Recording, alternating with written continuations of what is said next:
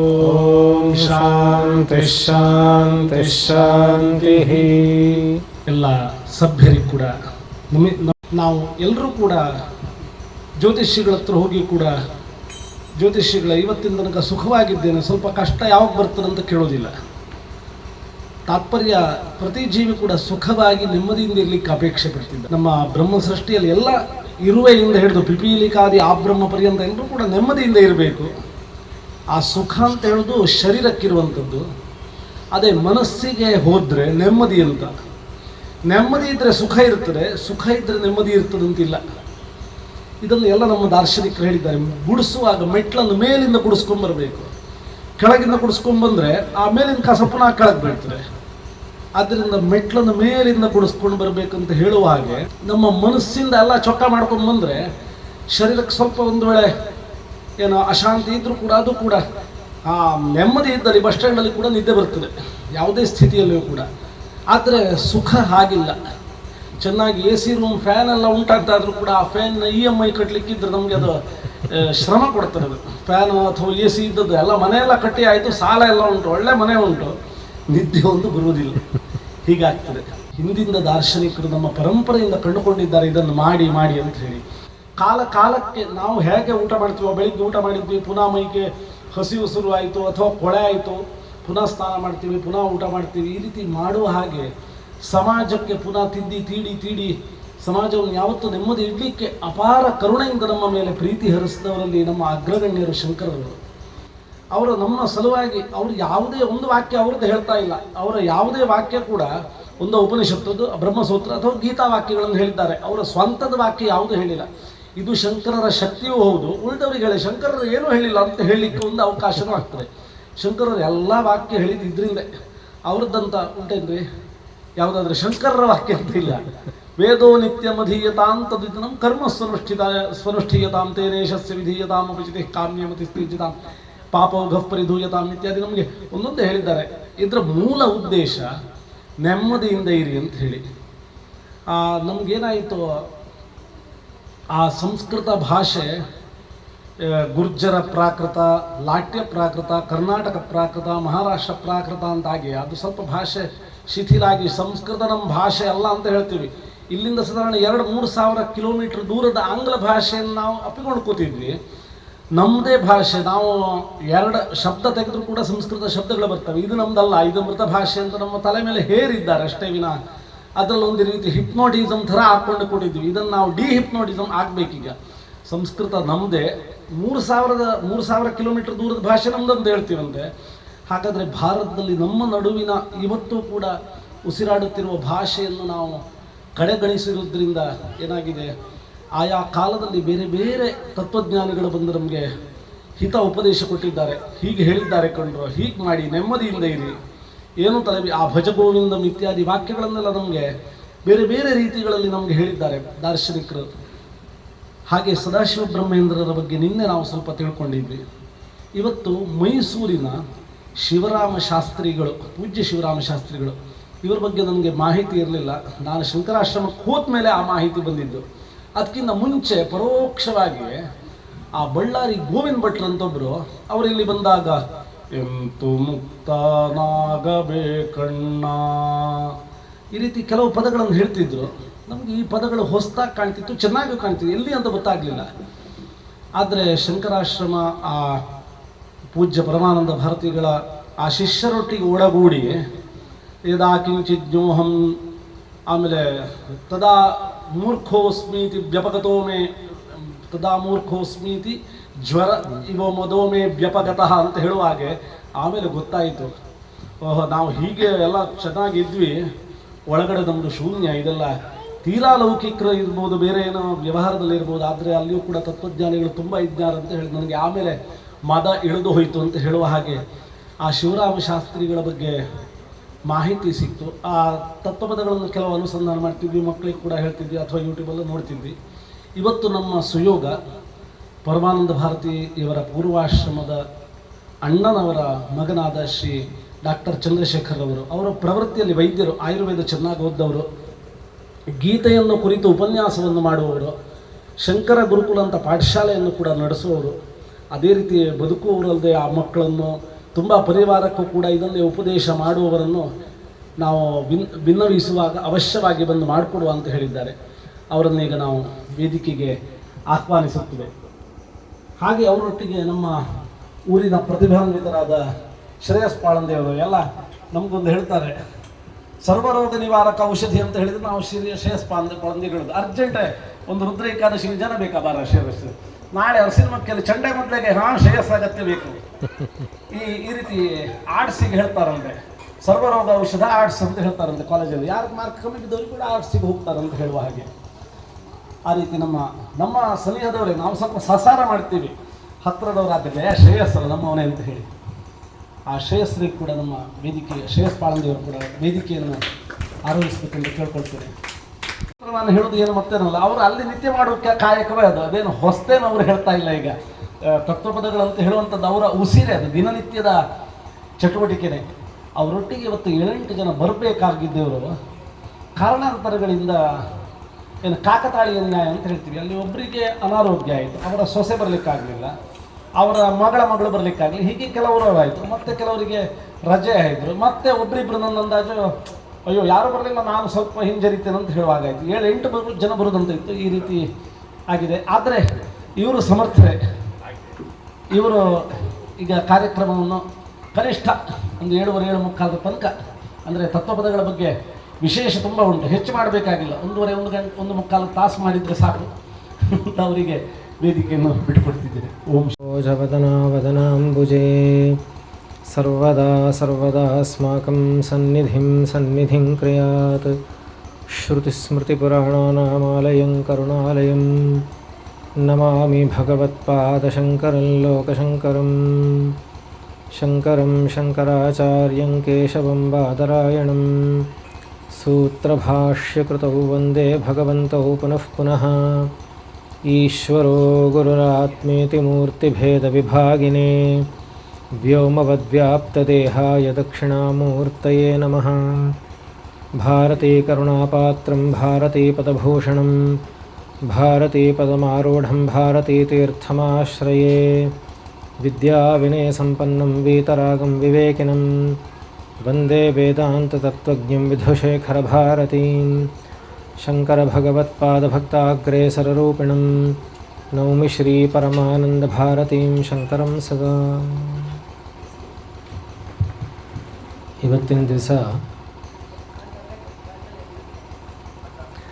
ಇಂತಹ ಒಂದು ಪವಿತ್ರವಾದಂತಹ ಒಂದು ಪರ್ವಕಾಲದಲ್ಲಿ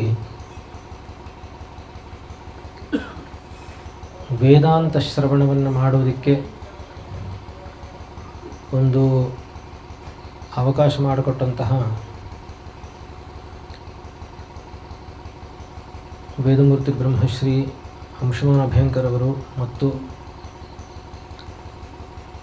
ಅವರ ಕುಟುಂಬ ಸದಸ್ಯರಾದ ಎಲ್ಲರಿಗೂ ಕೂಡ ನನ್ನ ನಮಸ್ಕಾರಗಳನ್ನು ತಿಳಿಸ್ತಾ ಈ ಮಾತನ್ನು ಪ್ರಾರಂಭ ಮಾಡ್ತೀನಿ.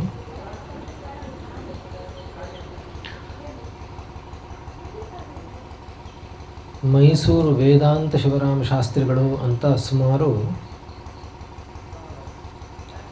ಒಂದು 110 ವರ್ಷಗಳ ಮುಂಚೆ ಇದ್ದಂಥವರು. ವಿವೇಕಾನಂದರ ಮಾತಿನಲ್ಲಿ ಹೇಳಬೇಕು ಅಂದರೆ ಆಂಗ್ಲ ಭಾಷೆಯಲ್ಲಿ ಅವರೊಂದು ಮಾತು ಹೇಳ್ತಾರೆ,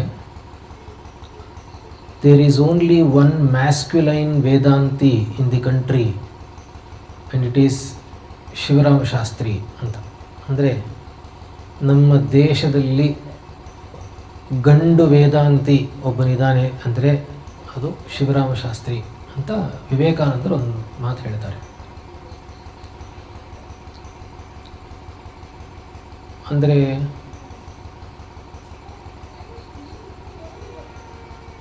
ಶಿವರಾಮ ಶಾಸ್ತ್ರಿಗಳು ಸುಮಾರು ಅವರಿಗೆ 52-53 ವರ್ಷಗಳಲ್ಲೇ ಅವರು ದೇಹವನ್ನು ಬಿಟ್ಟವರು, ತುಂಬ ಚಿಕ್ಕ ವಯಸ್ಸಲ್ಲಿ. ಆದರೆ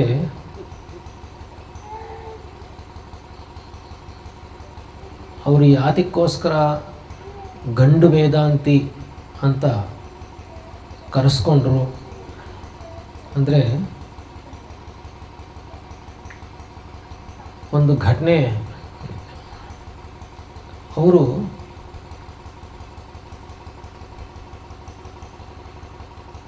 ಆಸ್ಥಾನ ವಿದ್ವಾಂಸರು ಆಗಿದ್ದರು.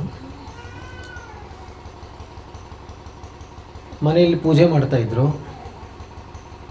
ದೇವತಾರ್ಚನೆ ಎಲ್ಲ ಮುಗಿಯೋಷ್ಟರಲ್ಲಿ ಇನ್ನೇನು ಮುಗೀತಾ ಇತ್ತು ಅಂದಾಗ ಅರಮನೆಯಿಂದ ಭಟ್ರು ಬಂದು ಕರೆದ್ರು. ಮಹಾರಾಜರು ಹೇಳಿ ಕಳಿಸಿದ್ದಾರೆ, ನೀವು ಬರಬೇಕಂತೆ.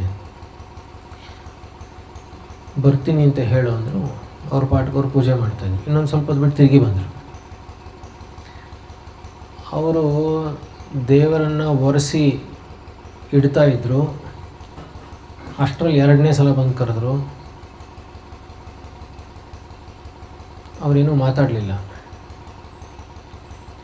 3ನೇ ಸಲ ಬಂದು ಕರೆಯೋಷ್ಟರಲ್ಲಿ ಇನ್ನೇನು ಪೂಜೆ ಮುಗಿದಿತ್ತು, ಆದರೆ 3ನೇ ಸಲ ಬಂದು ಕರೆದ್ರು. ಅವರೇನು ಮಾಡಿದ್ರು ಅಂದರೆ, ಯಾವ ದೇವರನ್ನು ಪೂಜೆ ಮಾಡಿ ಎಲ್ಲ ಒರೆಸಿ ಇಟ್ಟಿದ್ರೋ ಆ ದೇವರನ್ನಷ್ಟು ಮತ್ತೆ ತಟ್ಟೆಯಲ್ಲಿ ಇಟ್ಕೊಂಡ್ರು. ಮತ್ತೆ ಶುರು ಮಾಡಿದ್ರು ಪೂಜೆ. ಶುರು ಮಾಡಿ ಪೂಜೆ ಎಲ್ಲ ಮುಗಿಸಿ ಆಮೇಲೆ ಹೋದರು. ಆವಾಗ ಮಹಾರಾಜರು ಕೇಳಿದ್ರಂತೆ, ನೀವು ಯಾತಕ್ಕೆ ಶಿಕ್ಷೆಗೆ ಅರ್ಹರಲ್ಲ ಅಂತ ಹೇಳಿ ಅಂತ. ಆಗ ಹೇಳಿದ್ರು,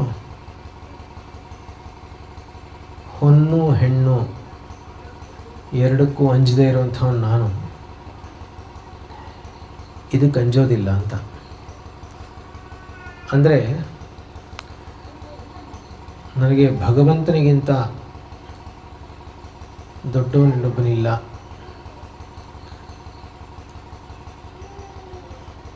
ಅಂತ ಹೇಳಿ ಅವರು ಎಷ್ಟು ಅವರಲ್ಲಿ ಒಂದು ಇದಿತ್ತು ಅಂದರೆ ತತ್ವಾನುಭವ ಎಷ್ಟು ಗಟ್ಟಿಯಾಗಿತ್ತು ಅಂದರೆ, ಅದು ಒಂದು ಅಭಯವನ್ನು ಕೊಡುತ್ತೆ ಒಬ್ಬ ಮನುಷ್ಯನಿಗೆ. ತತ್ವವನ್ನು ತಿಳಿದವನಿಗೆ ಅಭಯ ಅಂದರೆ ಭಯ ಇಲ್ಲದಿರುವಿಕೆ. ಯಾಕೆಂದರೆ ಎಲ್ಲದರಲ್ಲೂ ಕೂಡ ಪರಮಾತ್ಮನನ್ನೇ ಕಾಣುವಂಥವನಿಗೆ ಯಾವ ಭಯವೂ ಇರೋದಿಲ್ಲ ಅಂತ ಹೇಳೋದಕ್ಕೆ. ಅವರು ಆ ಕ್ಷಣದಲ್ಲಿ ಹಾಗೆ ಸೀದಾ ಬೆನ್ನು ತಿರುಗಿ ಸೀದಾ ಹೊರಟೆ ಹೋದ್ರಂತೆ ಬಿಟ್ಟು. ಆಮೇಲೆ ಎಷ್ಟೆಷ್ಟೋ ಹುಡುಕಿಸಿದ್ರು ಅವ್ರಿಗೋಸ್ಕರ, ಸಿಗಲಿಲ್ಲ ಅವರು. ಯಾತಕ್ಕೆ ಈ ಮಾತು ಬಂತು ಅಂದರೆ, ಅವರ ಇಡೀ ಜೀವನದಲ್ಲಿ ಸಂಸ್ಕೃತ ಓದಿರ್ತಾರೆ, ವಿದ್ವಾಂಸರು, ಅವರಿಗೆ ವೇದಾಂತ ಓದಿರ್ತಾರೆ, ವಿದ್ವತ್ತಿರುತ್ತೆ. ಆದರೆ ಪಾಮರರಾದಂತಹ ನಮ್ಮಂಥವರಿಗೆ ಮತ್ತು ಗ್ರಾಮಸ್ಥರಿಗೆ, ಶೂದ್ರಾದಿಗಳಿಗೆ ತತ್ವವನ್ನು ತಿಳಿಸುವಂಥವ್ರು ಯಾರು ಹಾಗಾದರೆ? ಯಾಕೆಂದರೆ ಪ್ರತಿಯೊಬ್ಬನಿಗೂ ಕೂಡ ತತ್ವವನ್ನು ತಿಳ್ಕೊಳ್ಳುವಂತಹ ಅಧಿಕಾರ ಪ್ರತಿಯೊಬ್ಬನಿಗೂ ಇದೆ, ಮನುಷ್ಯನಾದ ಮೇಲೆ. ಆದ್ದರಿಂದ ಆದರೆ ತಿಳಿಸೋ ವಿಧಾನ ಅತಿ ಗಂಭೀರವಾಗಿರುವಂತಹ ಒಂದು ಸಂಸ್ಕೃತ ಭಾಷೆಯ ಮೂಲಕ ಹೇಳಿದರೆ ಅವ್ರಿಗೆ ಅರ್ಥ ಆಗೋದಿಲ್ಲ. ಆದ್ದರಿಂದ ಆಡು ಭಾಷೆಯಲ್ಲಿ ಗಂಭೀರವಾದಂತಹ ಒಂದು ವೇದಾಂತ ವಿಚಾರವನ್ನು ತಿಳಿಸುವಂತಹ ಒಂದು ಅನುಗ್ರಹವನ್ನು ಮೈಸೂರು ವೇದಾಂತ ಶಿವರಾಮ ಶಾಸ್ತ್ರಿಗಳು ಮಾಡಿದರು. ಅವರು ಸುಮಾರು ಮೈಸೂರಿನಿಂದ ಹಿಡಿದು ಕಡಪ, ಆಂಧ್ರದಲ್ಲಿ ಕಡಪ ಅಂತ ಒಂದು ಊರು, ಅಲ್ಲಿಯವರೆಗೆ ಅವರ ವ್ಯಾಪ್ತಿ ಇತ್ತು.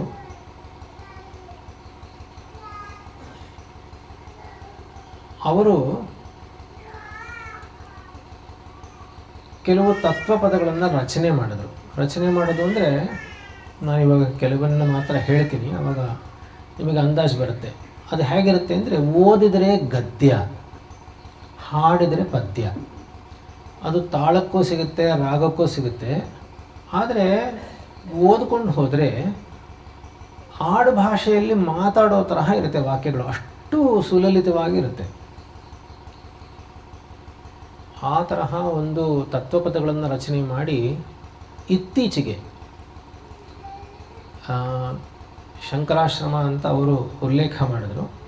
ಶಂಕರಾಶ್ರಮ ಅನ್ನೋದು ನಾವು ಈಗ ವಾಸ ಮಾಡುವಂತಹ ಮನೆ ಹೆಸರು. ನಮ್ಮ ತಾತನವರು ವೇದಾಂತ ಸುಬ್ಬಯ್ಯನವರು, ಅವರು ವೇದಾಂತ ಶಿವರಾಮ ಶಾಸ್ತ್ರಿಗಳನ್ನು ನಮ್ಮ ತಾತ ಅವರು ಗುರುವಾಗಿ ಸ್ವೀಕರಿಸಿದರು. ಹಾಗೆ ನೋಡೋಕ್ಕೆ ಹೋದರೆ ಅವರ ಅಂತ್ಯಕಾಲದಲ್ಲಿ, ವೇದಾಂತ ಶಿವರಾಮ ಶಾಸ್ತ್ರಿಗಳ ಅಂತ್ಯಕಾಲದಲ್ಲಿ ಮೈಸೂರು, ಶಿವಮೊಗ್ಗ, ಭದ್ರಾವತಿ ಈ ಕಡೆ ಪ್ರಾಂತದಲ್ಲಿ ಮುಂದಕ್ಕೆ ನನ್ನ ಪದಗಳನ್ನು, ತತ್ವಪದಗಳನ್ನು ಹೇಳಿಕೊಂಡೊಬ್ಬ ಬರ್ತಾನೆ, ನೀವೆಲ್ಲ ಅವನನ್ನು ನಿಮ್ಮ ಗುರುವನ್ನಾಗಿ ಸ್ವೀಕರಿಸಿ ಅಂತ ಹೇಳಿ ಹೊಟ್ಟೋದವರು ಅವರು. ಹಾಗಾಗಿ ನಮ್ಮ ತಾತನವರ ಮೂಲಕ ಈ ಶಿವರಾಮ ಶಾಸ್ತ್ರಿಗಳ ತತ್ವ ಪ್ರಚಾರ ಸಾಕಷ್ಟು ಆಗಿತ್ತು. 1929ನೇ ಇಸ್ವಿಯಲ್ಲಿ ದಕ್ಷಿಣಾಮ್ನಾಯ ಶೃಂಗೇರಿ ಶಾರದಾ ಪೀಠದ ಜಗದ್ಗುರುಗಳಾಗಿದ್ದ ಜಗದ್ಗುರು ಶ್ರೀ ಶ್ರೀ ಚಂದ್ರಶೇಖರ ಭಾರತಿ ಮಹಾಸ್ವಾಮಿಗಳ ಅನುಗ್ರಹದಿಂದ ಶಂಕರ ಜಯಂತಿ ಉತ್ಸವ ಪ್ರಾರಂಭ ಆಗಿ ಇವತ್ತಿಗೆ 98 ವರ್ಷ ಮುಗೀತು. ಇನ್ನು ಬರೋದು 99, ಅದರ ಮುಂದಿನ ಶತಮಾನೋತ್ಸವ. ಆಗಲಿಂದಲೂ ಕೂಡ ಈ ವೇದಾಂತ ಶಿವರಾಮ ಶಾಸ್ತ್ರಿಗಳ ತತ್ವಗಳನ್ನು ಆಧಾರವಾಗಿಟ್ಟುಕೊಂಡೇ ವೇದಾಂತ ವಿಚಾರವನ್ನು ಹೇಳೋದು. ಯಾಕೆಂದರೆ ಸಾಮಾನ್ಯರಿಗೂ ಅರ್ಥ ಆಗುವಂತಹ ಒಂದು ಭಾಷೆ. ಆದ್ದರಿಂದ ಇವತ್ತಿನ ದಿವಸ ಅವರ ಕೆಲವು ತತ್ವಪದಗಳನ್ನು ಆಧಾರವಾಗಿ ಇಟ್ಕೊಂಡು ವೇದಾಂತ ವಿಚಾರವನ್ನು ತಿಳಿಸೋದಕ್ಕೆ ಪ್ರಯತ್ನ ಪಡ್ತೀನಿ.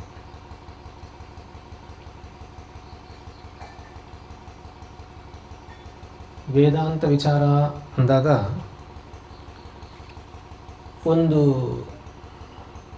ಒಂದು ಕಡೆ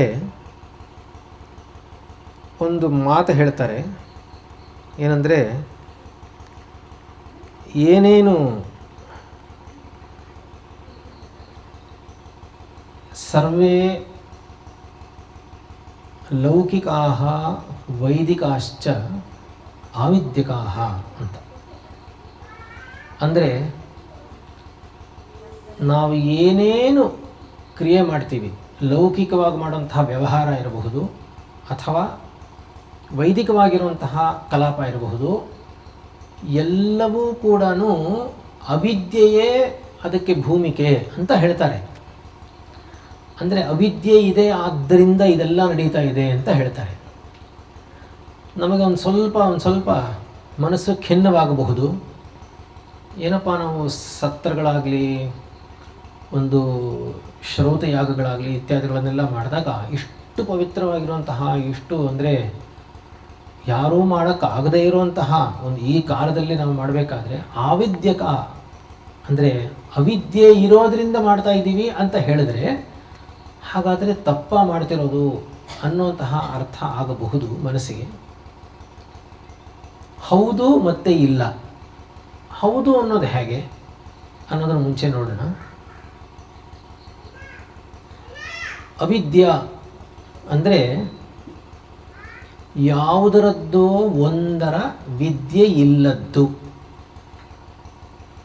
ದೊಡ್ಡ ಮಕ್ಕಳಿಗೆ ಅರ್ಥ ಆಗ್ತಾ ಇದೆಯಾ ಹೇಳ್ತಾ ಇರೋದು? ಕನ್ನಡ ಅರ್ಥ ಆಗುತ್ತಾ ಇಲ್ಲರದು? ಅವಿದ್ಯಾ ಅಂದರೆ ಯಾವುದರದೋ ಒಂದರ ವಿದ್ಯೆ ಇಲ್ಲದ್ದು. ಹಾಗಾದರೆ ಯಾವುದರ ವಿದ್ಯೆ ಇಲ್ಲದ್ದರಿಂದ ನನಗೆ ಅವಿದ್ಯೆ ಇದೆ ಅಂತ ಹೇಳಬೇಕು ಅಂತ ಹೇಳಿದರೆ, ಯಾವುದೊಂದನ್ನು ತಿಳ್ಕೊಂಡ್ರೆ ನಾನು ಇನ್ನು ಮತ್ತೆ ಜನನ ಮರಣಗಳಿಗೆ ಸಿಗದೆ, ಮತ್ತೆ ಮನುಷ್ಯಾದಿ ಯಾವುದೇ ಜನ್ಮವನ್ನು ಪಡೆಯದೆ, ಮತ್ತೆ ಇನ್ಯಾವ ದುಃಖದ ಸೋಂಕು ಇಲ್ಲದೆ ಶಾಶ್ವತವಾದಂತಹ ಒಂದು ಪರಮಾನಂದದಲ್ಲಿ ನೆಲೆಸಬಹುದೋ ಅದರ ವಿದ್ಯೆ ಇಲ್ಲ. ಅದೊಂದರ ವಿದ್ಯೆ ಇದ್ದರೆ ಆವಾಗ ನಾನು ಮತ್ತೆ ಜನ್ಮ ಎತ್ತೋದಿಲ್ಲ, ಶಾಶ್ವತವಾದಂತಹ ಸುಖದಲ್ಲಿ ಇರ್ತೀನಿ ಅಂತ ಹೇಳೋದು. ಅಂದರೆ ಅದು ಯಾವುದಾದ ವಸ್ತು ಅಂತ ಹೇಳಿದ್ರೆ ಬೇರೆ ಯಾವುದೂ ಅಲ್ಲ, ಅದು ನಾನು ಅಂತ ಹೇಳುತ್ತೆ ವೇದಾಂತ. ಅಂದರೆ ನನ್ನ ಬಗ್ಗೆನೇ ನನಗೆ ಗೊತ್ತಿಲ್ಲ. ಆದ್ದರಿಂದ ನಾನು ಅಂದರೆ ನಿಜವಾಗಲೂ ಯಾರು ಅಂತ ಕರೆಕ್ಟಾಗಿ ಸರಿಯಾಗಿ ತಿಳ್ಕೊಂಡ್ರೆ ಆಗ ನಾನು ಈ ಜನನ ಮರಣಗಳಿಂದ ಮುಕ್ತಿ ಆಗ್ತೀನಿ, ಶಾಶ್ವತವಾದಂತಹ ಆನಂದದಲ್ಲಿರ್ತೀನಿ ಅಂತ ವೇದಾಂತ ಹೇಳುತ್ತೆ. ಅಲ್ಲಿಗೆ ಯಾತಕ್ಕೆ ಪಡ್ಕೋಬೇಕು, ಮುಕ್ತಿ ಪಡ್ಕೋಬೇಕಾ ಪಡ್ಕೋಬಾರ್ದಾ ಅಂತ ಪ್ರಶ್ನೆ. ಮುಕ್ತಿ ಪಡ್ಕೋಬೇಕು ಅಂತ ಯಾರೂ ಬಲವಂತ ಏನು ಮಾಡೋಲ್ಲ, ಪಡ್ಕೊಂಡೇ ಪಡ್ಕೋಬೇಕು ಅಂತ ಏನು ಹೇಳೋಲ್ಲ, ಯಾವ ಶಾಸ್ತ್ರವೂ ಹೇಳಲ್ಲ. ಆದರೆ ಒಂದು ಮಾತ್ರ ಹೇಳುತ್ತೆ, ನೀನು ಇನ್ನಿಂತಹ ಯಜ್ಞಯಾಗಾದಿಗಳನ್ನು ಮಾಡೋ, ತಪಸ್ಸನ್ನು ಮಾಡೋ, ಜಪವನ್ನು ಮಾಡೋ, ಸ್ತೋತ್ರಾದಿಗಳನ್ನು ಮಾಡೋ, ಏನಾದರೂ ಆಗಲಿ, ಇನ್ನಿಂತಹ ಪವಿತ್ರವಾಗಿರುವಂತಹ ಕೆಲಸ ಮಾಡಿದ್ರೂ ಕೂಡ ನಿನಗೆ ಯಾವುದೋ ಒಂದು ಅತಿಶ್ರೇಷ್ಠವಾದಂತಹ ಫಲ ಸಿಗುತ್ತೆ. ಸ್ವರ್ಗಾದಿಗಳು ಸಿಗಬಹುದು, ದೇವತಾ ಸಾನ್ನಿಧ್ಯವೇ ಸಿಗಬಹುದು, ಅಂದರೆ ದೇವತಾ ಸ್ಥಾನ, ನೀನು ಇಂದ್ರನೇ ಆಗಬಹುದು. ಆದರೂ ಆ ಸ್ಥಾನ ಯಾವುದೋ ಒಂದು ಕಾಲಮಟ್ಟದಲ್ಲಿ ಮಾತ್ರ ಒಂದಷ್ಟು ದಿವಸ ಇರುತ್ತೆ. ಆಮೇಲೆ ಮತ್ತೆ ಕ್ಷೀಣೆ ಪುಣ್ಯೆ ಮರ್ತ್ಯಲೋಕಂ ವಿಶಂತಿ. ಅಂದರೆ ಒಂದು 100 ವರ್ಷ ಅಂತ ಸುಮ್ಮನೆ ಇಟ್ಕೊಂಡು 100 ವರ್ಷ ಇಂದ್ರನಾಗಿರಬಹುದು, ಆಮೇಲೆ ಮತ್ತೆ ಮನುಷ್ಯನಾಗಿ ಇಲ್ಲಿಗೆ ಬರಲೇಬೇಕು ಅಂತ ಪರಮಾತ್ಮನು ಭಗವದ್ಗೀತೆಯಲ್ಲಿ ಹೇಳ್ತಾನೆ. ಕ್ಷೀಣೆ ಪುಣ್ಯೆ ಮರ್ತ್ಯಲೋಕಂ ವಿಶಂತಿ ಅಂತ. ಅಲ್ಲಿಗೆ ಮತ್ತೆ ಏನಾಯಿತು ಅಂದರೆ, ನಾನು ಇದೇ ಜನನ ಮರಣದಲ್ಲೇ ಸಿಕ್ಕಾಕೋಬೇಕು, ಮತ್ತೆ ಹೀಗೆ ಇರಬೇಕು, ಕಷ್ಟಪಡಬೇಕು, ಸುಖ ಪಡಬೇಕು, ದುಃಖ ಪಡಬೇಕು ಇತ್ಯಾದಿ ಬಂದೇ ಬರುತ್ತೆ, ತಪ್ಪಿಸ್ಕೊಳ್ಳೋಕ್ಕಾಗೋದೇ ಇಲ್ಲ. ಅದನ್ನು ಒಂದೇ ದಾರಿ ಏನಪ್ಪ ಅಂದರೆ, ನನ್ನ ಸ್ವರೂಪವನ್ನು ತಿಳ್ಕೊಳ್ಳೋದು. ಅದನ್ನು ತಿಳಿಯೋವರೆಗೆ ನಾನು ಇದರಿಂದ ತಪ್ಪಿಸ್ಕೊಳ್ಳೋಕ್ಕಾಗೋದಿಲ್ಲ ಅಂತ ಇದೆ. ಆದ್ದರಿಂದ ಮೊದಲನೇ ತತ್ವಪದ, ನಾನು ಯಾತಕ್ಕೋಸ್ಕರ ಮುಕ್ತನಾಗಬೇಕು.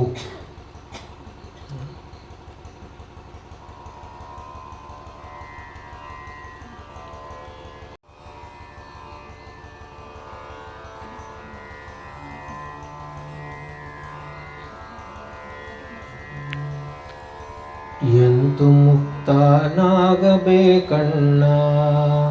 ಇಂತಾದ ಮೇಲ್ತಾನೆಂತು ಮುಕ್ತಿಯ ಪಡೆಯಬೇಕಣ್ಣ. ಎಂತು ಮುಕ್ತನಾಗಬೇಕಣ್ಣ, ಇಂತಾದ ಮೇಲ್ತಾನೆಂತು ಮುಕ್ತಿಯ ಪಡೆಯಬೇಕಣ್ಣ. ಕಂತೆ ಬೊಂತೆಗೆ ಚಿಂತೆ, ರೋಗದ ಚಿಂತೆ, ಮುಪ್ಪಿನ ಚಿಂತೆ, ಬಡತನ ಚಿಂತೆ, ಸತ್ತರೆ ಚಿಂತೆ, ಈ ಪರಿಚಿಂತೆ ಎಂಬಿ ಸಂತೆಯೊಳುತ್ತ ನಿಂತು ಮುಕ್ತನಾಗಬೇಕಣ್ಣ. ಇಂತಾದ ಮೇಲ್ತಾನೆಂತು ಮುಕ್ತಿಯ ಪಡೆಯಬೇಕಣ್ಣ. ಚಿಕ್ಕ ಪುಟ್ಟವರಿಲ್ಲದಿಹ ಚಿಂತೆ, ನೆರೆಹೊರೆಯ ಮನೆಯೊಳು ಒಕ್ಕಲಿರುವರ ಮಾತುಗಳ ಚಿಂತೆ. ಚಿಕ್ಕ ಪುಟ್ಟವರಿಲ್ಲದಿಹ ಚಿಂತೆ, ನೆರೆಹೊರೆಯ ಮನೆಯೊಳು ಒಕ್ಕಲಿರುವರ ಮಾತುಗಳ ಚಿಂತೆ. ಮಕ್ಕಳಾಗದ ಚಿಂತೆ, ಬಳಿಕ ಮಕ್ಕಳಿಗೆ ದಿಕ್ಕೆಂಬ ಚಿಂತೆಯು, ಮಕ್ಕಳೆಲ್ಲ ಮಕ್ಕಳೋಗಲ್ ಬಿಕ್ಕಿ ಬಿಕ್ಕಿ ಅಳುವ ಚಿಂತೆಯೊಳೆಂತು ಮುಕ್ತನಾಗಬೇಕಣ್ಣ. ಇಂತಾದ ಮೇಲ್ತಾನೆಂತು ಮುಕ್ತಿಯ ಪಡೆಯಬೇಕಣ್ಣ. ಹೋಮ ನೇಮ ಸ್ನಾನಗಳ ಚಿಂತೆ, ಮನದೊಳಗೆ ಪುಟ್ಟುವ ಕಾಮಿತಾರ್ಥಗಳಿಲ್ಲದಿಹ ಚಿಂತೆ. ಹೋಮ ನೇಮ ಸ್ನಾನಗಳ ಚಿಂತೆ, ಮನದೊಳಗೆ ಪುಟ್ಟುವ ಕಾಮಿತಾರ್ಥಗಳಿಲ್ಲದಿಹ ಚಿಂತೆ. ಭಾಮೆಯಿಲ್ಲದ ಚಿಂತೆ ಭಾಮೆಗೆ, ಪ್ರೇಮವಿಲ್ಲದ ಚಿಂತೆ ಪ್ರೇಮಕ್ಕೆ, ಹೇಮವಿಲ್ಲದ ಚಿಂತೆ ಹೇಮಕ್ಕೆ, ಭೂಮಿ ಇಲ್ಲದೆ ಚಿಂತೆಯೊಳು ತಾನೆಂತು ಮುಕ್ತನಾಗಬೇಕಣ್ಣ. ಇಂತಾದ ಮೇಲ್ತಾನೆಂತು ಮುಕ್ತಿಯ ಪಡೆಯಬೇಕಣ್ಣ. ದಿಕ್ಕು ತೋರದೆ ದುಃಖಿಸುವ ಚಿಂತೆ, ಗುರು ಶಂಕರಾರ್ಯನ ಸಿಕ್ಕು ತಿಳಿಯದೆ ಲೆಕ್ಕಿಸುವ ಚಿಂತೆ. ದಿಕ್ಕು ತೋರದೆ ದುಃಖಿಸುವ ಚಿಂತೆ, ಗುರು ಶಂಕರಾರ್ಯನ ಸಿಕ್ಕು ತಿಳಿಯದೆ ಲೆಕ್ಕಿಸುವ ಚಿಂತೆ. ಅಕ್ಕಿಯಿಲ್ಲದ ಚಿಂತೆ ಅಕ್ಕಿಗೆ, ರೊಕ್ಕವಿಲ್ಲದ ಚಿಂತೆ ರೊಕ್ಕವು ಸಿಕ್ಕಲಿಲ್ಲದ ಚಿಂತೆ ಸಿಕ್ಕಲು ಮಿಕ್ಕಲಿಲ್ಲವೆಂಬ ಚಿಂತೆಯೊಳೆಂತು ಮುಕ್ತನಾಗಬೇಕಣ್ಣ. ಇಂತಾದ ಮೇಲ್ತಾನೆಂತು ಮುಕ್ತಿಯ ಪಡೆಯಬೇಕಣ್ಣ. ಕಂತೆ ಬೊಂತೆಗೆ ಚಿಂತೆ, ರೋಗದ ಚಿಂತೆ, ಮುಪ್ಪಿನ ಚಿಂತೆ, ಬಡತನ ಚಿಂತೆ, ಸತ್ತರ ಚಿಂತೆ, ಈ ಪರಿಚಿಂತೆ ಎಂಬಿ ಸಂತೆಯೊಳು ತಾನೆಂತು ಮುಕ್ತನಾಗಬೇಕಣ್ಣ. ಇಂತಾದ ಮೇಲ್ತಾನೆಂತು ಮುಕ್ತಿಯ ಪಡೆಯಬೇಕಣ್ಣ. ಎಂತು ಮುಕ್ತನಾಗಬೇಕಣ್ಣ. ಇಂತಾದ ಮೇಲ್ತಾನೆಂತು ಮುಕ್ತಿಯ ಪಡೆಯಬೇಕಣ್ಣ.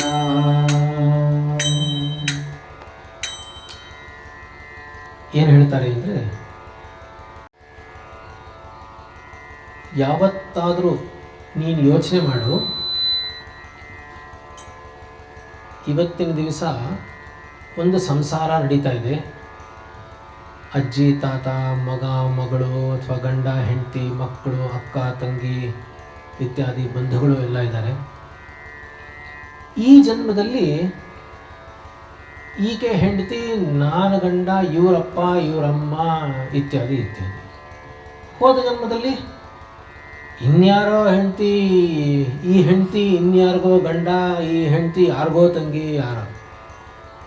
ಮುಂದಿನ ಜನ್ಮದಲ್ಲಿ ಯಾರು ಎಲ್ಲಿರ್ತೀವೋ ಯಾರಿಗೆ ಗೊತ್ತು. ಅಂದರೆ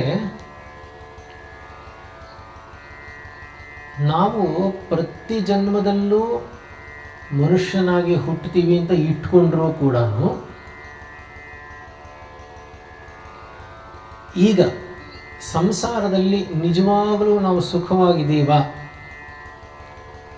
ಅಭಯಂಕರ್ ಅವ್ರು ಹೇಳಿದ್ರು, ನೆಮ್ಮದಿಯಿಂದ ಇದ್ದೀವಾ ಅಂತ. ನೆಮ್ಮದಿ ಇಲ್ಲ. ನೆಮ್ಮದಿ ಅಂದರೆ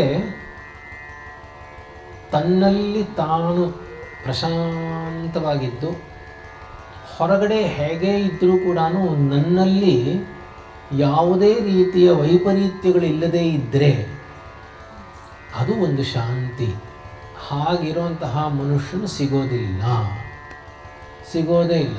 ಯಾರೂ ಕೂಡ ನಿಮ್ಮ ಸಂಸಾರದಲ್ಲಿ ನೀವು ಚೆನ್ನಾಗಿದ್ದೀರಾ ಅಂತ ಕೇಳಿದ್ರೆ, ಚೆನ್ನಾಗಿದ್ದೀವಿ ಅಂತ ಎಷ್ಟು ಹೇಳ್ತಾರೋ ತಕ್ಷಣವೇ ಅವ್ರ ಮನಸ್ಸಿನಲ್ಲಿ ಚೆನ್ನಾಗಿಲ್ಲ ಅಂತಲೂ ಬರುತ್ತೆ. ಅಂದರೆ ಸಹಜವಾಗಿ ಸುಖ ದುಃಖಗಳು ಎರಡೂ ಕೂಡ ಮಿಶ್ರಿತವಾಗೇ ಬರುತ್ತೆ ಸಂಸಾರ ಅಂದರೆ. ಅದಕ್ಕೆ ಸಂಸಾರ ಅಂತ ಹೆಸರು. ಆದ್ದರಿಂದ ಶಿವರಾಮ ಶಾಸ್ತ್ರಿಗಳು ಹೇಳ್ತಾ ಇದ್ದಾರೆ, ಅವರು ಇನ್ನೊಂದು ಇದೇ ತರಹ ಒಂದು ತತ್ವದಲ್ಲಿ ಒಂದು ಕಡೆ ಹೇಳ್ತಾರೆ, ಬೇಡಿದುದನೇ ಬೇಡುವೆ, ತಿಂದು ತೇಗಾಡಿದುದನೇ ತಿನ್ನುವೆ, ಕೇಳಿದುದನೇ ಕೇಳುವೆ, ಹಿಂದೆ ನೀ ಆಡಿದುದನೇ ಆಡುವೆ ಅಂತಾರೆ. ಅಂದರೆ ನೀನು ಹೊಸದಾಗಿ ಏನೋ ಒಂದು ಕೇಳ್ಕೋತೀಯ ಅನ್ನೋದೇ ಇಲ್ಲ. ಹಿಂದಿನ ಜನ್ಮದಲ್ಲಿ ಏನೋ ಹೇಳಿದ್ದೆ ಅದೇ ಉಪ್ಪಿಟ್ಟು, ಕೇಸರಿ ಬಾತು, ಅನ್ನ, ಹುಳಿ, ಮಜ್ಜಿಗೆನೇ ಇವತ್ತು ತಿಂತೀಯ. ಮುಂದಿನ ಜನ್ಮದಲ್ಲೂ ಅದೇ ತಿನ್ನು, ಬೇರೆ ಏನು ಹೊಸದಾಗಿ ಏನೂ ಇಲ್ಲವೇ ಇಲ್ಲ. ಮಾತು ಹಿಂದೆ ಆಡಿದ್ದೇ ಮಾತು ಮುಂದೇನು ಆಡೋದು ಈಗಲೂ ಆಡ್ತಾರೆ. ಅಂದರೆ ಅವ್ರು ಕೇಳ್ತಾರೆ, ನಿನಗೆ ನಿನ್ನ ಸುಡದೆ ಇರುವ ಸುಡುಗಾಡೆ ಇಲ್ಲ ಅಂತ. ಈ ಜನ್ಮದಲ್ಲಿ ಒಂದು ಕಡೆ ಸುಟ್ಟಿದ್ರೆ ಇನ್ನೊಂದು ಜನ್ಮದಲ್ಲಿ ಇನ್ನೆಲ್ಲೋ ಜನ್ಮ ಆಯ್ತಂದ್ರೆ ಅಲ್ಲಿ ಸುಡ್ತಾರೆ. ಅಂದರೆ ಪ್ರತಿ ಜನ್ಮದಲ್ಲೂ ನಿಂದು ಇದೇ ಆಗೋಯ್ತು. ಬರೀ ಹುಟ್ಟೋದು, ಬೆಳೆಯೋದು, ಯೌವನ ಬರುತ್ತೆ, ಮದುವೆ ಆಗುತ್ತೆ, ಮಕ್ಕಳಾಗುತ್ತೆ, ಅವ್ರು ದೊಡ್ಡವರು ಆಗ್ತಾರೆ, ಕಾಯಿಲೆ ಬರುತ್ತೆ, ವಯಸ್ಸಾಗುತ್ತೆ, ಸಾಯಲ್ಲ. ಅವ್ರು ಕೇಳ್ತಾರೆ, ನಿನಗೆ ಬೇಜಾರೇ ಬರೋಲ್ವಾ ಅಂತ ಕೇಳ್ತಾರೆ. ನಿನಗೆ ಬೇಜಾರು ಬರೋಲ್ವಾ ಅಂದರೆ ಹೀಗೆ ಜನ್ಮ ಎತ್ತಾನೇ ಇದೆಯಲ್ಲ, ಯಾವತ್ತಾದರೂ ನಾನು ಮುಕ್ತನಾಗಬೇಕು ಅಂತ ಅನಿಸಲ್ವಾ ಅಂತ ಕೇಳ್ತಾರೆ. ಯಾತಕ್ಕೆ ಅನ್ನಿಸ್ಬೇಕು ಅಂದರೆ ಸಂಸಾರ ಅಂದರೆ ದುಃಖ. ಅಂದರೆ ಸುಖವಾಗಿದ್ದರೂ ಕೂಡ ಇನ್ನೊಂದು ಜನ್ಮ ಕೊಡುತ್ತೆ, ಆದ್ದರಿಂದ ಅದು ದುಃಖ. ಆದ್ದರಿಂದ ನೀನು ಹೇಗಾದರೂ ಮಾಡಿ ಎಂತೂ ಮುಕ್ತನಾಗಬೇಕಣ್ಣ, ಯಾವತ್ತಾದರೂ ಒಂದು ದಿವಸ ನೀನು ಮುಕ್ತನಾಗಲೇಬೇಕು ಅನ್ನೋದನ್ನು ಮನಸ್ಸಿನಲ್ಲಿ ಇಟ್ಕೋ. ನೋಡಿ, ಇದೆಲ್ಲ ನಮಗೆ ಗೊತ್ತಿರುತ್ತೆ, ನಮಗೆ ಗೊತ್ತಿರೋ ಹಾಗೆ. ಇಲ್ಲಿ ಆ ಕೆಲಸ ಮಾಡ್ತಾರಾ ಇಲ್ವೋ ನನಗೆ ಗೊತ್ತಿಲ್ಲ. ಹೆಚ್ಚಾಗಿ ಈ ಪ್ರಾಂತದಲ್ಲಿ ದೊಡ್ಡ ದೊಡ್ಡ ಪಟ್ಟಣಗಳಲ್ಲಿ ಮಾಡ್ತಾರೆ. ಏನಂದರೆ ಮಗ IITಗೆ ಸೀಟ್ ಸಿಗಬೇಕು ಅಂತ ಪೂಜೆ ಮಾಡಿಸ್ತಾರೆ, ಹೋಮ ಮಾಡಿಸ್ತಾರೆ. ಅವನಿಗೆ IITಗೆ ಸೀಟ್ ಸಿಗುತ್ತೆ. ಆಮೇಲೆ ಅಮೆರಿಕಾಗೆ ಹೋಗಬೇಕು ಅಂತ ಹೋಮ ಮಾಡಿಸ್ತಾರೆ, ಜಪಗಳು ಮಾಡಿಸ್ತಾರೆ. ಅವನು ಅಮೆರಿಕಾಗೂ ಹೋಗ್ತಾನೆ. ಒಂದಷ್ಟು ದಿವಸ ಇವರು ಹೋಗಬೇಕು ಅಂತ ಆಸೆ ಪಡ್ತಾರೆ, ಹೋಗ್ತಾರೆ, ಬರ್ತಾರೆ. ಕೆಲವು ವರ್ಷ ಆದಮೇಲೆ ಇವ್ರಿಗೆ ವಯಸ್ಸಾದ ಮೇಲೆ ಮಕ್ಕಳ ಹತ್ತಿರ ಇರಬೇಕು ಅಂತ ಆಸೆ ಪಡ್ತಾರೆ. ಆದರೆ ಆಗ ಮಾತ್ರ ಯಾವ ಜಪ ತಪ ಹೋಮ ಯಾವುದೂ ಕೆಲಸ ಮಾಡೋಲ್ಲ. ಅವರು ಬರೋದೂ ಇಲ್ಲ, ಇವ್ರು ಹೋಗೋಕ್ಕಾಗಲ್ಲ. ಕೊನೆಗೆ ಇವರೇ ಅನಾಥರಾಗಿ ಯಾವುದೋ ಎಲ್ಲೋ ಒಂದು ಕಡೆ ವೃದ್ಧಾಶ್ರಮಗಳಲ್ಲೋ ಅಲ್ಲೆಲ್ಲ ಇರ್ತಾರೆ. ಎಲ್ಲಿವರೆಗೂ ಬಂದಿದೆ ಅಂದರೆ, ಯಾವ ಹೋಮಾದಿಗಳನ್ನು ಮಾಡಿ ನಾನು ನನ್ನ ಮಕ್ಕಳನ್ನು ಕಳಿಸ್ಕೊಟ್ಟೆ ಸುಖವಾಗಿರಬೇಕು ಅಂತ, ಅವರಿಂದ ನನ್ನ ಜನ್ಮದ ಸಾಫಲ್ಯ ಏನು ಕರ್ಮಾಂತರಗಳು ಮಾಡಬೇಕು ಅದನ್ನು ಕೂಡ ಮಾಡೋದಕ್ಕೆ ಯೋಗ್ಯತೆಯನ್ನು ಕಳ್ಕೊಂಡ್ಬಿಡುವಂತಹ ಒಂದು ಸನ್ನಿವೇಶವನ್ನು ನಾನೇ ಕಲ್ಪಿಸ್ಕೊಟ್ಟಿರ್ತೀನಿ. ಆದ್ದರಿಂದ ನಮಗೆ ಒಂದೇ ಚಿಂತೆ, ಅಥವಾ ಈ ಚಿಂತೆ, ಅಥವಾ ಅದರಿಂದ ಈ ಚಿಂತೆ, ಅದಿಲ್ಲ ಅಂದರೆ ಇನ್ನೊಂದು ಚಿಂತೆ, ಮಕ್ಕಳು ಆಗಲಿಲ್ಲ ಅಂತ ಚಿಂತೆ, ಮಕ್ಕಳಾದರೆ ಚೆನ್ನಾಗಾಗಲಿಲ್ಲ ಅಂತ ಚಿಂತೆ. ಗಾಂಧಾರಿ ಹೇಳ್ತಾಳೆ ಒಂದು ಕಡೆ ಮಹಾಭಾರತದಲ್ಲಿ, ನಾರದರು ಅವರ ಗುರುಗಳು ಅವರನ್ನು ಪ್ರಾರ್ಥನೆ ಮಾಡಿ ಕರೀತಾಳೆ. ಕರೆದ್ರೆ ಅವ್ರು ಹೇಳ್ತಾರೆ, ನಾರದ್ರೆ ನನ್ನ ಮಕ್ಕಳನ್ನು ಎಲ್ಲರೂ ಬೈತಾರೆ, ದುಷ್ಟರು ಅಂತ, ನೀವು ಆಶೀರ್ವಾದ ಮಾಡಿ ಎಲ್ಲರೂ ಒಳ್ಳೆಯವರನ್ನಾಗಿ ಮಾಡಿ ಅಂತ. ನಾರದರು ನಗ್ತಾರೆ, ಆಶೀರ್ವಾದ ಮಾಡಿ ಎಲ್ಲರೂ ಒಳ್ಳೆಯವ್ರನ್ನ ಮಾಡೋ ಹಾಗಿದ್ದಿದ್ರೆ ಕೆಟ್ಟವರು ಅಂತ ಯಾರೂ ಇರ್ತಾನೆ ಇರಲಿಲ್ಲ. ಅಂದರೆ ಹೇಗಿರುತ್ತೆ ಅಂದರೆ, ಎಷ್ಟೇ ಆದರೂ ಕೂಡ ಒಂದಲ್ಲ ಒಂದು ಚಿಂತೆ, ಸಾರ್ವಭೌಮತ್ವ ಇದ್ದರೂ ಕೂಡ ಮಕ್ಕಳು ದುಷ್ಟರು ಅನ್ನೋ ಚಿಂತೆ. ಬಲ ಇರಬಹುದು, ಆಸ್ತಿ ಪಾಸ್ತಿ ಏನು ಬೇಕಾದ್ರೂ ಇದ್ದರೂ ಕೂಡ ಏನೋ ಒಂದು ಕೊರತೆ ಇರುತ್ತೆ. ಈ ಕೊರತೆ ಸಂಪೂರ್ಣವಾಗಿ ನಾಶವಾಗಬೇಕು ಅಂದರೆ ಒಂದೇ ದಾರಿ, ಅವನು ಮುಕ್ತನಾಗಲೇಬೇಕು. ಆದ್ದರಿಂದ ಎಂತೂ ಮುಕ್ತನಾಗಬೇಕಣ್ಣ, ಹೇಗಾದರೂ ಮಾಡಿ ನೀನು ನಿನ್ನ ಸ್ವರೂಪವನ್ನು ತಿಳ್ಕೋ, ಆಗ ನೀನು ಮುಕ್ತನಾಗ್ತೀಯ ಅಂತ ಹೇಳಿ. ನಾನು ತಿಳ್ಕೋಬೇಕು, ನನ್ನ ಸ್ವರೂಪವನ್ನು ತಿಳ್ಕೋಬೇಕು ಅಂದರೆ ಯಾರೋ ತಿಳಿಸ್ಬೇಕು.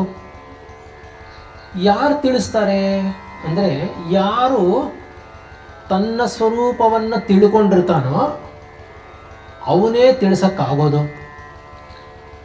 ಅಂದರೆ ಇಲ್ಲೊಂದು ವಿಚಿತ್ರ ಇದೆ, ನನ್ನನ್ನು ನಾನು ತಿಳ್ಕೊಂಡ್ರೆ ಮುಕ್ತನಾಗ್ತೀನಿ, ಆದರೆ ನಾನು ಯಾರು ಅಂತ ನಿಜವಾಗ್ಲೂ ತಿಳಿಸೋದಕ್ಕೆ ಇನ್ನೊಬ್ಬ ಬೇಕಾ ಅಂತ ಪ್ರಶ್ನೆ.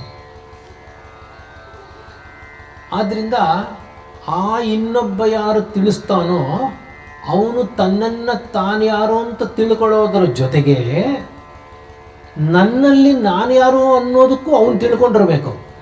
ಅಂದರೆ ಪ್ರತಿಯೊಬ್ಬನಲ್ಲೂ ಒಳಗಡೆ ಇರೋವಂಥವನು ಒಬ್ಬನೇ, ಅವನೇ ಎಲ್ಲದರಲ್ಲೂ ಇದ್ದಾನೆ ಅಂತ ಯಾವನು ತಿಳ್ಕೊಂಡಿರ್ತಾನೋ ಅವನನ್ನು ಗುರು ಅಂತ ಕರೀತಾರೆ.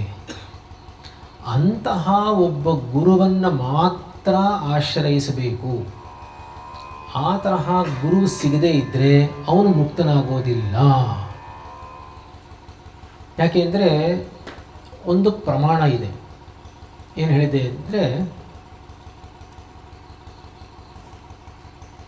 ಮುಂಚೆ ಮುಕ್ತನಾಗಬೇಕು ಅಂತ ತೀರ್ಮಾನ ಮಾಡಿದ ಮೇಲೆ ತದ್ವಿಧಿ ಪ್ರಣಿಪಾತೇನ ಪರಿಪ್ರಶ್ನೇನ ಸೇವೆಯ ಉಪದೇಕ್ಷ್ಯಂತಿತೆ ಜ್ಞಾನಂ ಜ್ಞಾನಿನಸ್ತತ್ವದರ್ಶಿನಃ ಅಂತ ಭಗವದ್ಗೀತೆಯಲ್ಲಿ ಪರಮಾತ್ಮ ಹೇಳ್ತಾನೆ. ನೋಡು, ಅಂತಹ ಒಂದು ಗುರು ಸಿಕ್ಕಿದ್ರೆ ಅವನಲ್ಲಿ ತದ್ವಿಜ್ಞಾನಾರ್ಥಂ ಗುರುಮೇವ ಅಭಿಗಚ್ಚೇತ್ ಸಮಿತ್ಪಾಣಿ. ಸಮಿತ್ತನ್ನು ನೀನು ಎರಡೂ ಕೈಯಲ್ಲಿ ತಗೊಂಡು ಹೋಗಿ ಅಂತಹ ಗುರುವಿನಲ್ಲಿ ಸಮರ್ಪಣೆ ಮಾಡು. ಯಾವ ತರಹ ಗುರುವಾಗಿರಬೇಕು ಅವನು ಅಂದರೆ, ಸಮಿತ್ಪಾಣಿ ಶ್ರೋತ್ರಿಯಂ ಬ್ರಹ್ಮನಿಷ್ಠಂ. ಅವನು ಶ್ರೋತ್ರಿಯನಾಗಿರಬೇಕು, ಅಂದರೆ ವೇದವನ್ನು ಚೆನ್ನಾಗಿ ಬಲ್ಲವನಾಗಿರಬೇಕು ಮತ್ತು ವೇದಾರ್ಥವನ್ನೂ ಬಲ್ಲವನಾಗಿರಬೇಕು ಮತ್ತು ಬ್ರಹ್ಮನಿಷ್ಠನಾಗಿರಬೇಕು. ಬ್ರಹ್ಮನಿಷ್ಠನು ಅಂದರೆ ಅವನು ತತ್ವಜ್ಞಾನಿ ಆಗಿರಬೇಕು. ಅಂತಹ ಗುರುವನ್ನು ಆಶ್ರಯಿಸಬೇಕು. ಸಮಿತ್ಪಾಣಿ ಅಂದರೆ ಸಮಿತ್ಗಳನ್ನು ನೀವು ತಗೊಂಡು ಹೋಗಿ ಗುರು ಹತ್ರ ಸಮರ್ಪಣೆ ಮಾಡಿಬಿಟ್ರೆ ಅಲ್ಲಿಗೆ ನಾನು ಇನ್ನು ಮೇಲೆ ಕರ್ಮವನ್ನು ಮಾಡೋದಿಲ್ಲ ಅಂತ ಅರ್ಥ. ಅಂದರೆ ಸನ್ಯಾಸಕ್ಕೋಸ್ಕರ ಹೋಗಬೇಕಾದ್ರೆ ನಾನು ಆತ್ಮಜ್ಞಾನವನ್ನು ಪಡ್ಕೋಬೇಕು ಅಂತ ಹೇಳಿ ಗುರು ಹತ್ರ ಹೋದಾಗ ಕರ್ಮವನ್ನೆಲ್ಲ ಸಮರ್ಪಣೆ ಮಾಡೋದಕ್ಕೆ ಸಮಿತ್ಪಾಣಿ ಅಂದರೆ ಸಮಿತ್ತನ್ನು ಅಲ್ಲಿ ಸಮರ್ಪಣೆ ಮಾಡಿದ ಹಾಗೆ ಅಂತ ಅರ್ಥ. ಅಂದರೆ ಆತ್ಮಜ್ಞಾನ ಪಡ್ಕೊಳ್ಳೋದಕ್ಕೆ ಅಂದರೆ ಬ್ರಹ್ಮನಿಷ್ಠನಾದಂತಹ ಗುರುವಿನ ಬಳಿ ಹೋಗಬೇಕು. ವೇದಾಂತವನ್ನು ನಾನೇ ಅಧ್ಯಯನ ಮಾಡಿದ್ರೆ ಆಗೋದಿಲ್ವಾ ಅಂತ ಕೇಳಿದ್ರೆ ಇಲ್ಲ, ಹಾಗೆ ಮಾಡಬಾರ್ದು. ಯಾಕೆ ಅಂದರೆ ಪ್ರಮಾಣ ಹೇಳುತ್ತೆ, ಆಚಾರ್ಯಾಧೈವ ವಿದ್ಯಾ ಸಾಧಿಷ್ಠಂ ಪ್ರಾಪತ್. ಆಚಾರ್ಯನಿಂದ ಪಡೆದಂತಹ ವಿದ್ಯೆ ಮಾತ್ರ ಫಲ ಕೊಡುತ್ತೆ, ಇಲ್ಲದೇ ಇದ್ದರೆ ಫಲ ಕೊಡೋದಿಲ್ಲ. ಆದ್ದರಿಂದ ಅಂತಹ ಗುರುವನ್ನು ಪ್ರಾರ್ಥನೆ ಮಾಡಿ ನಾವೆಲ್ಲರೂ ಕೂಡ ಗುರುವನ್ನು ಆಶ್ರಯಿಸಬೇಕು. ಆಶ್ರಯಿಸಬೇಕು ಅಂದರೆ ಹೇಗಿರಬೇಕು ಅಂದರೆ, ಗುರುವಿನಲ್ಲಿ ಸಂಪೂರ್ಣವಾದಂತಹ ಶರಣಾಗತಿಯನ್ನು ಇಟ್ಟು ಸಮರ್ಪಣೆ ಮಾಡಬೇಕು. ಆದ್ದರಿಂದ ಗುರುವನ್ನು ಮುಂಚೆ ಪ್ರಾರ್ಥನೆ ಮಾಡಬೇಕು ಅಂತ ಹೇಳುತ್ತೆ. ಮನವೇ ಗುರುವೇ ಗತಿಯನ್ನು ಮನವೇ, ತತ್ವ ಗುರುವಿನ ಪದಕ್ಕಿಂತ ಪೆರೆತೊಂದು ಘನವೇ. ಗುರುವೇ ಗತಿಯನ್ನು ಮನವೇ, ತತ್ವ ಗುರುವಿನ ಪದಕ್ಕಿಂತ ಪೆರೆತೊಂದು ಘನವೇ. ಗುರುವೇ ಗತಿಯನ್ನು ಮನವೇ.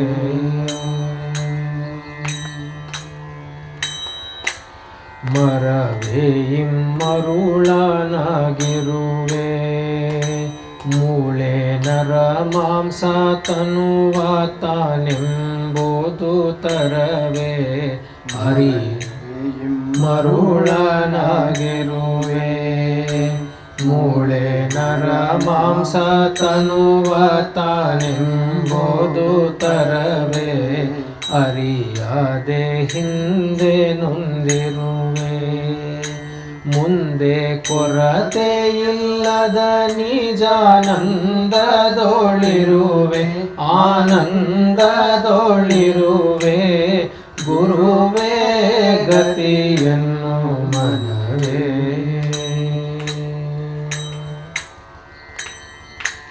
ಧನ ಧಾನ್ಯ ಬಂಧು ಭಾಗ್ಯಗಳು ನಿನ್ನ ಘನವಾನಿ ನರಿಯದ ಮಾಯಾ ಕಾರ್ಯಗಳು. ಧನ ಧಾನ್ಯ ಬಂಧು ಭಾಗ್ಯಗಳು ನಿನ್ನ ಘನವಾನಿ ನರಿಯದ ಮಾಯಾ ಕಾರ್ಯಗಳು. ಕೊನೆಗಾಣದಿರುವ ದುಃಖಗಳು ಅಲ್ಲಿ ಮನವಿಟ್ಟ ನರನಿಗೆ ಬಿಡದು ಕೋಳಗಳು. ಕೇಳ್ಬಿಡದು ದುಃಖಗಳು. ಗುರುವೇ ಗತಿಯನ್ನು ಮನವೇ.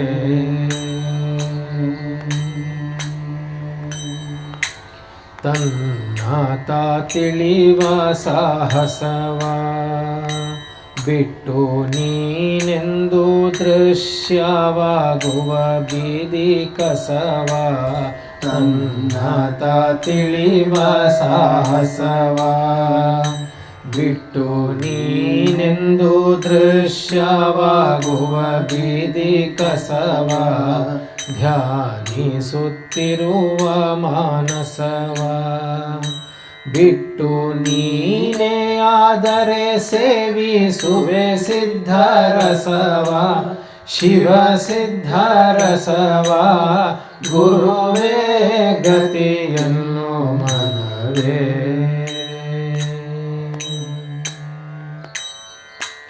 ಕುರುಹಿಲ್ಲವದು ಶೂನ್ಯವಲ್ಲ ನಿತ್ಯ ನಿರತಿಶಯಾನಂದ ನುಡಿಯೊಳಗಿಲ್ಲ ಕುರುಹಿಲ್ಲವದು ಶೂನ್ಯವಲ್ಲ ನಿತ್ಯ ನಿರತಿಶಯಾನಂದ ನುಡಿಯೊಳಗಿಲ್ಲ ಪರವಾದಿ ಇದನೇನ ಬಲ್ಲ ಅಲ್ಲಿ ಗುರು ಶಂಕರನ ಬಿಟ್ಟು ಪೆರೆತೆಂಬೋದಿಲ್ಲ ಕೇಳ್ಪೆರೆತೆಂಬೋದಿಲ್ಲ ಗುರುವೇ ಗತಿಯನ್ನು ಮನವೇ ತತ್ವ ಗುರುವಿನ ಪದಕ್ಕಿಂತ ಪೆರತೊಂದು ಘನವೇ ಗುರುವೇ ಗತಿಯನ್ನು ಮನವೇ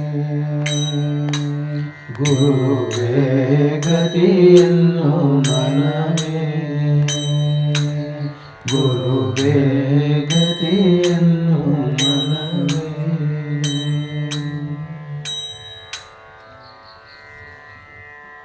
ಗುರು ಅನ್ನೋದು ಬಹಳ ಬಹಳ ಬಹಳ ದೊಡ್ಡ ವಸ್ತು.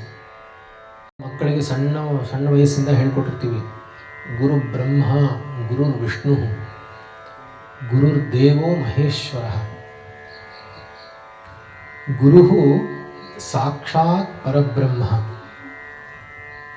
ತಸ್ಮೈ ಶ್ರೀ ಗುರವೇ ನಮಃ ಅಂತ.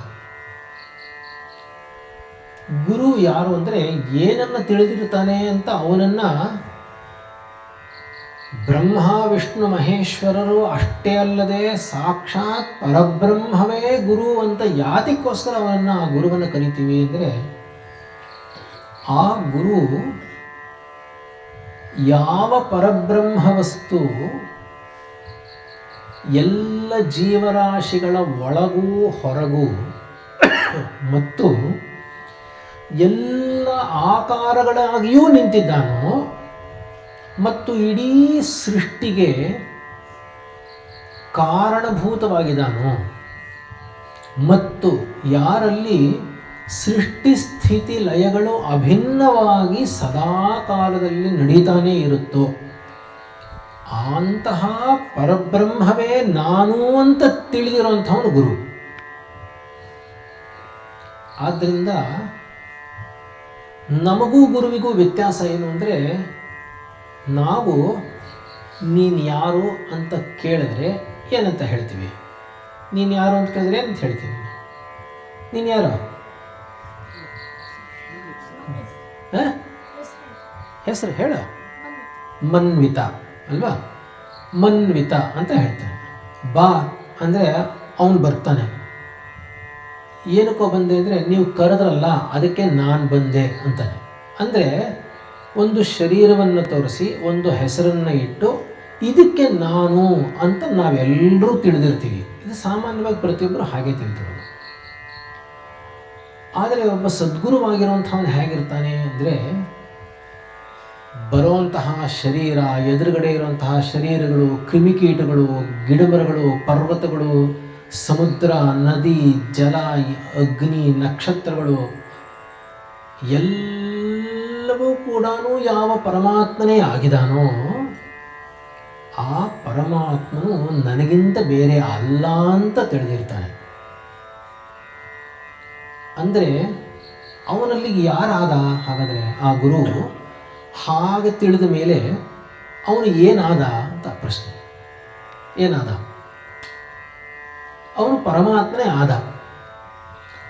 ಅವನು ಪರಮಾತ್ಮನಾಗಿದ್ದಾನೆ. ಆದ್ದರಿಂದ ನಮ್ಮ ಎದುರಿಗೆ ಸಾಕ್ಷಾತ್ ಪರಮಾತ್ಮನೇ ನನಗೆ ಮುಕ್ತನಾಗಬೇಕು ಅನ್ನೋದಕ್ಕೆ ನನ್ನ ಪ್ರಯತ್ನಕ್ಕೆ ಬೇಕಾಗಿರುವಂತಹ ಮಾರ್ಗದರ್ಶನ ಮಾಡುವಂಥವನು ಆ ಗುರುವೇ ಆಗಿರ್ತಾನೆ. ಅಂದರೆ ನನ್ನ ಉಪದೇಶ, ಅಂದರೆ ನನಗೆ ಉಪದೇಶ ಮಾಡೋದಕ್ಕೆ ಮಹಾವಿಷ್ಣುವೋ ಪರಮೇಶ್ವರನೋ ತ್ರಿಶೂಲಧಾರಿಯಾಗೋ ಶಂಖಚಕ್ರಗಳನ್ನು ಇಟ್ಕೊಂಡು ಬರುವಂತಹ ಕಾಲವಲ್ಲದ್ರಿಂದ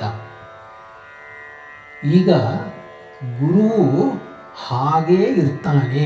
ಶಾಸ್ತ್ರದಲ್ಲಿ ಹೇಗೆ ಹೇಳಿದೆಯೋ ಹಾಗೆ ತಿಳಿದಿರುವಂತಹ ಗುರುವನ್ನು ಆಶ್ರಯಿಸಿದರೆ ಅವನು ನನ್ನ ಎಲ್ಲ ಇಡೀ ಮಾರ್ಗವನ್ನು, ಶ್ರೇಯೋ ಮಾರ್ಗವನ್ನು ನಿಸ್ಸಂದಿಗ್ಧವಾಗಿ ಯಾವುದೇ ಒಂದು ಅಡಚಣೆ ಇಲ್ಲದೆ ನನ್ನನ್ನು ಮುಕ್ತನನ್ನಾಗಿ ಮಾಡ್ತಾನೆ. ಅದಕ್ಕೆ ದುರ್ಯೋಧನ ಕೃಷ್ಣನನ್ನು ಕೇಳ್ತಾನೆ ಒಂದು ಮಾತು. ಕೃಷ್ಣ, ನಾನು ಎಷ್ಟೋ ಪಾಪಗಳನ್ನು ಮಾಡಿದ್ದೀನಿ, ನೀನು ಅನುಗ್ರಹ ಮಾಡಿ ನನ್ನ ಪಾಪಗಳನ್ನು ಹೋಗಲಾಡಿಸಿ ನನಗೆ ದಾರಿ ತೋರಿಸು ಅಂತ. ಕೃಷ್ಣ ಹೇಳ್ತಾನೆ, ನೋಡಪ್ಪ, ಆ ಕೆಲಸ ಒಂದು ನನ್ನ ಕೈಲಾಗಲ್ಲ, ಆ ಕೆಲಸ ಸಜ್ಜನರಿಗೆ ಬಿಟ್ಟಿದ್ದೀನಿ, ಅವರನ್ನು ಹೋಗಿ ಕೇಳು ಅಂತಾನೆ. ಅಂದರೆ ಸಜ್ಜನರು ಯಾವ ಪರಮಾತ್ಮನ ಹಾಕ್ಕೊಟ್ಟಿರೋ ದಾರಿ ಇರುತ್ತೋ ಅದರಲ್ಲೇ ಹೋದವರಾದ್ದರಿಂದ ಅವರೆಲ್ಲರೂ ಕೂಡ ಪರಮಾತ್ಮನೇ ಆಗೋಗ್ತಾರೆ. ಜ್ಞಾನೀತು ಆತ್ಮೈವ ಮೇ ಮತಂ ಅಂತಾರೆ. ಜ್ಞಾನಿ ಅವನು ಇರ್ತಾನೋ ಅವನು ನನಗಿಂತ ಬೇರೆ ಅಲ್ಲ ಅಂತ ಹೇಳ್ತಾನೆ ಕೃಷ್ಣ. ಆದ್ದರಿಂದ ನಾವು ಅಂತಹ ಒಬ್ಬ ಸದ್ಗುರುವನ್ನು ನಾವು ಆಶ್ರಯಿಸಲೇಬೇಕು. ಈ ಗುರು ಅನ್ನುವಂತಹ ಒಂದು ಇದಕ್ಕೆ ಈಗ ಎಲ್ಲ ವಿದ್ಯಾರ್ಥಿಗಳಿರೋದ್ರಿಂದ ಆ ಒಂದು ಮಾತು ಹೇಳ್ತೀನಿ. ತದ್ವಿದ್ಧಿ ಪ್ರಣಿಪಾತೇನ ಪರಿಪ್ರಶ್ನೇನ ಸೇವಯ ಅಂತ ಇದೆ. ಶಂಕರರು ಒಂದು ಕಡೆ ಬರೀತಾರೆ, ಎಲ್ಲರೂ ತಿಳ್ಕೊಳ್ಳುವಂಥ ವಿಷಯ, ಯಾವುದೇ ವಿಷಯವನ್ನು ಗುರುವಿನಿಂದ ನಾನು ಪಡ್ಕೋಬೇಕು ಅಂದರೆ ಮುಂಚೆ ಏನು ಮಾಡಬೇಕು ಅಂದರೆ ಅಹಂಕಾರವನ್ನು ಬಿಡು. ಅಹಂಕಾರವನ್ನು ಬಿಡೋದು ಅಂದರೆ ಹೇಗೆ ತೋರಿಸ್ಬೇಕು ಅಂದರೆ ಮುಂಚೆ ನಮಸ್ಕಾರವನ್ನು ಮಾಡು. ನಮಸ್ಕಾರ ಮಾಡೋದ್ರಿಂದ ಅಹಂಕಾರ ಇಲ್ಲ ಅನ್ನೋದು ಮೊದಲನೇ ಸೂಚನೆ, ಒಂದು ಚಿಹ್ನೆ, ಪ್ರಣಿಪಾತ ಅಂತ ಕರೀತಾರೆ. ಆಮೇಲೆ ಏನು ಮಾಡಬೇಕು ಅಂದರೆ, ಗುರುಗಳೇ ನನಗೆ ಇಂಥ ವಿಷಯ ಗೊತ್ತಿಲ್ಲ, ನನಗೆ ತಿಳಿಸ್ಕೊಡಿ ಅಂತ ಪ್ರಾರ್ಥನೆ ಮಾಡಬೇಕು, ವಿನಯದಿಂದ ಪ್ರಾರ್ಥನೆ ಮಾಡಬೇಕು. ಶಂಕರರು ಹೇಳ್ತಾರೆ, ನೋಡಪ್ಪ, ಕೆಲವರು ನಮಸ್ಕಾರ ಮಾಡಬಹುದು ಮತ್ತು ಪ್ರಶ್ನೆನೂ ಕೇಳ್ಬೋದು. ಅದನ್ನು ಹೇಗೆ ಕೇಳ್ತಾರೆ ಅಂದರೆ ನಾಟಕೀಯವಾಗಿ ಕೂಡ ಕೇಳಬಹುದು. ಅಂದರೆ ನಮಸ್ಕಾರ ಮಾಡಿದ ಹಾಗೆ ಮಾಡಬಹುದು, ಹೃದಯದಲ್ಲಿ ಅವರಿಗೆ ನಿಜವಾಗಲೂ ಏನೋ ಅಹಂಕಾರ ಹೋಗಬೇಕು ಅಂತೇನೂ ಇಲ್ಲ, ಸುಮ್ಮನೆ ತೋರ್ಕೋತಾರೆ. ಇವಾಗ ನೋಡಿರ್ಬೋದು, ಗುರುಗಳು ಬಂದಾಗ ಏನು ಹೀಗೆಲ್ಲ ಹಾಕ್ಕೊಂಡು ಹೀಗೆಲ್ಲ ಮಾತಾಡ್ತಾರೆ, ಸುಮ್ಮನೆ ಕೈಯಲ್ಲಿ ಹೀಗೆ ಅಡ್ಡ ಇಟ್ಕೊಂಡು ಮಾತಾಡೋದು, ಹೀಗೆ ಒಂದು ತೋರಿಕೆ. ಆದರೆ ಗುರುಗಳು ಆ ಕಡೆ ಹೊರಟ ತಕ್ಷಣ ಅದೆಲ್ಲ ಹೊರಟೋಗುತ್ತೆ. ಅಂದರೆ ಆ ಗುರುಗಳ ಜೊತೆನೇ ಹೊರಟೋಗುತ್ತದೆ ಆಕೆ ಈ ಕಡೆ. ಅಂದರೆ ಹೃದಯದಲ್ಲಿ ನೈಜಿಕವಾಗಿ ಇರಲಿಲ್ಲ ಅಂತ ಅರ್ಥ. ಹಾಗೆ ನಾನು ನನ್ನನ್ನೇ ಮೋಸ ಮಾಡ್ಕೋಬಹುದು ಪ್ರಣಿಪಾತದಲ್ಲಿ, ಪರಿಪ್ರಶ್ನೆಯಲ್ಲಿ. ಆದರೆ ಗುರುವಿನ ಸೇವೆ ಮಾಡಬೇಕು ಅನ್ನೋದು ಬಹಳ ಕಷ್ಟ.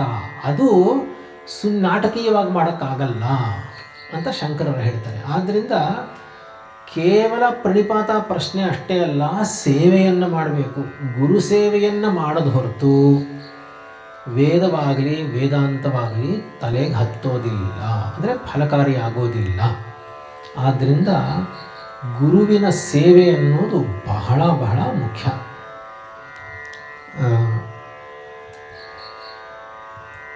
ಉದಂಕ ಮಹರ್ಷಿ ಎಲ್ಲ ಬ್ರಹ್ಮಚಾರಿಗಳಾದ್ರಿಂದ ಅವರು ಭರದ್ವಾಜರ ಹತ್ರ ಅಧ್ಯಯನ ಮಾಡ್ತಾ ಇರ್ತಾರೆ. ಅವ್ರ ಜೊತೆ ಓದ್ತಾ ಇರೋರೆಲ್ಲ ಮನೆ ಕೊಟ್ಟೋಗ್ತಾರೆ ಅಧ್ಯಯನ ಮಾಡಿ. ಇವ್ರು ಮಾತ್ರ ಹಾಗೇ ಇರ್ತಾರೆ, ಅಲ್ಲೇ ಇರ್ತಾರೆ ಪಾಠಶಾಲೆಯಲ್ಲಿ. ಎಷ್ಟು ವರ್ಷ ಆದರು. ಒಂದು ದಿವಸ ಕಟ್ಟಿಗೆ ತೊಗೊಂಡ್ಬರ್ತಾ ಇರ್ತಾರೆ ಕಾಡಿಂದ. ತೊಗೊಂಡು ಬಂದು ಹೀಗೆ ಹೊರೆ ಹೀಗೆ ಕೆಳಗೆ ಹಾಕ್ತಾರೆ. ಹಾಕಿದ್ರೆ ಕಣ್ಣಿಗೆ ಹೀಗೆ ಹೊಳೆಯುತ್ತೆ. ಇದೇನಿದು ಅಂತ ಹೊಳಿತಾನೆ. ನೋಡಿದರೆ ಓ ಇದೇನಿದು ಬೆಳ್ಳಿ ತಂತಿ, ಬೆಳ್ಳಿ ತಂತಿ. ತಂತಿ ಅಂದರೆ ಗೊತ್ತಾ? ಹಾಂ, ಬೆಳ್ಳಿ ತಂತಿ. ಅಯ್ಯೋ ಬೆಳ್ಳಿ ತಂತಿ ಅಂತ. ಆಮೇಲೆ ಹತ್ತಿರ ಹೋಗಿ ನೋಡ್ತಾರೆ, ನೋಡಿದ್ರೆ ಕೂದಲು, ನೋಡಿದ್ರೆ ಅವ್ರ ತಲೆಯಿಂದ ಬಿದ್ದಿರೋ ಕೂದಲದು. ಆವಾಗ ಅವ್ರಿಗೆ ಗಾಬರಿ ಆಗುತ್ತೆ, ಅಯ್ಯಯ್ಯೋ ನನಗೆ ಬಿಳಿ ಕೂದಲು ಬಂದುಬಿಟ್ಟಿದೆ ಅಂತ. ಯಾಕೆಂದರೆ ಬ್ರಹ್ಮಚಾರಿ ದರ್ಪಣವನ್ನು ನೋಡ್ಕೊಳ್ಳೋ ಹಾಗಿಲ್ಲ ಅಂತ ಯಜ್ಞೇಶ್ವರ ಮುಂದೆ ಪ್ರಮಾಣ ಮಾಡಿರ್ತಾನೆ. ಆದ್ದರಿಂದ ಅವ್ರು ಹೇಳ್ತಾರೆ, ಅಯ್ಯಯ್ಯೋ ಹಾಗಾದರೆ ನನಗೆ ಬಿಳಿ ಕೂದಲು ಬಂದುಬಿಟ್ಟಿದೆ. ಗುರುವಿನ ಹತ್ರ ಹೋಗಿ ಕೇಳ್ತಾರೆ, ನಾನು ಏನು ತಪ್ಪು ಮಾಡಿದ್ದೆ ಅಂತ. ಎಲ್ಲರೂ ಅಧ್ಯಯನ ಮಾಡಿ ಪಾಠಶಾಲೆಯಿಂದ ಹೊರಗಡೆ ಹೋಗಿದ್ದಾರೆ, ನಾನು ಏನು ತಪ್ಪು ಮಾಡಿದ್ದೆ ಅಂತ ನಾನು ಇನ್ನೂ ಪಾಠಶಾಲೆಯಲ್ಲೇ ಇಟ್ಕೊಂಡಿದ್ದೀರಾ ಅಂತ. ಆವಾಗ ಅವ್ರು ಹೇಳ್ತಾರೆ,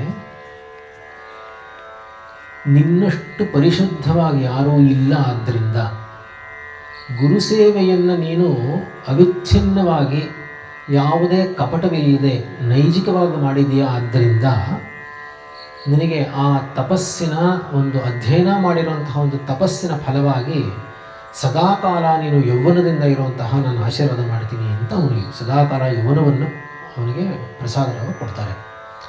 ಅಂದರೆ ಗುರುಸೇವೆಯನ್ನು ಮಾಡಬೇಕಾದ್ರೆ ಹೇಗೆ ಮಾಡಬೇಕು ಅಂತ ಅದಕ್ಕೊಂದು ಘಟನೆ ಬರುತ್ತೆ. ಆದ್ದರಿಂದ ಆ ತರಹ ಒಂದು ಗುರುವನ್ನು ಮಾಡಿದ್ರೆ ಮನಸ್ಸಿನಲ್ಲಿರುವಂತಹ ಎಲ್ಲ ಕಲ್ಮಶಗಳು ಹೋಗಿ ಅವನು ಮುಕ್ತನಾಗೋದಕ್ಕೆ ಅದು ದಾರಿ ಮಾಡಿಕೊಡುತ್ತೆ.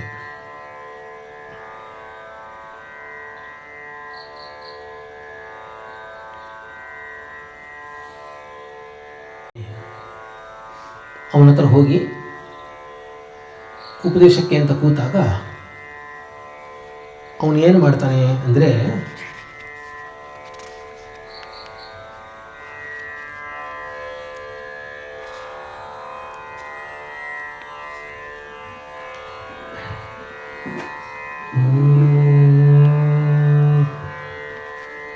ಬಹಳ ಚೆನ್ನಾಗಿರುವಂತಹ ಒಂದು ತತ್ವ.